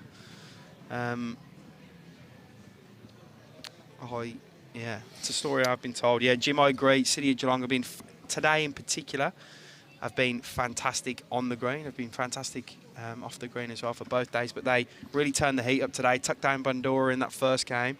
Took down Tatura Hilltop in the second game, and were looking pretty good in this final for most of it until probably the last half an hour. They've done their club proud, done their region proud. Unfortunately for the Geelong region, it's going to be 2 runners-up flags for them. Oh, as Nick goes for the kill. Doesn't get it, so he's going to have 1 more arrow already.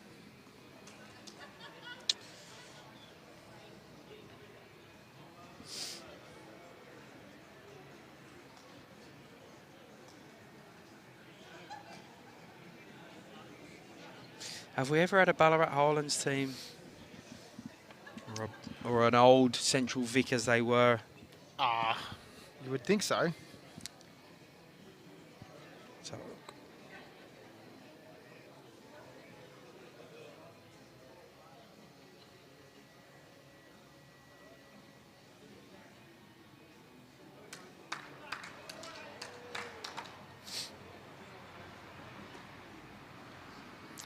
This will be the last chance for Nick. Obviously going to try and kill the end. Oh, yeah, we have. Romsey took it out in That's 13, right, 14. I do remember that now.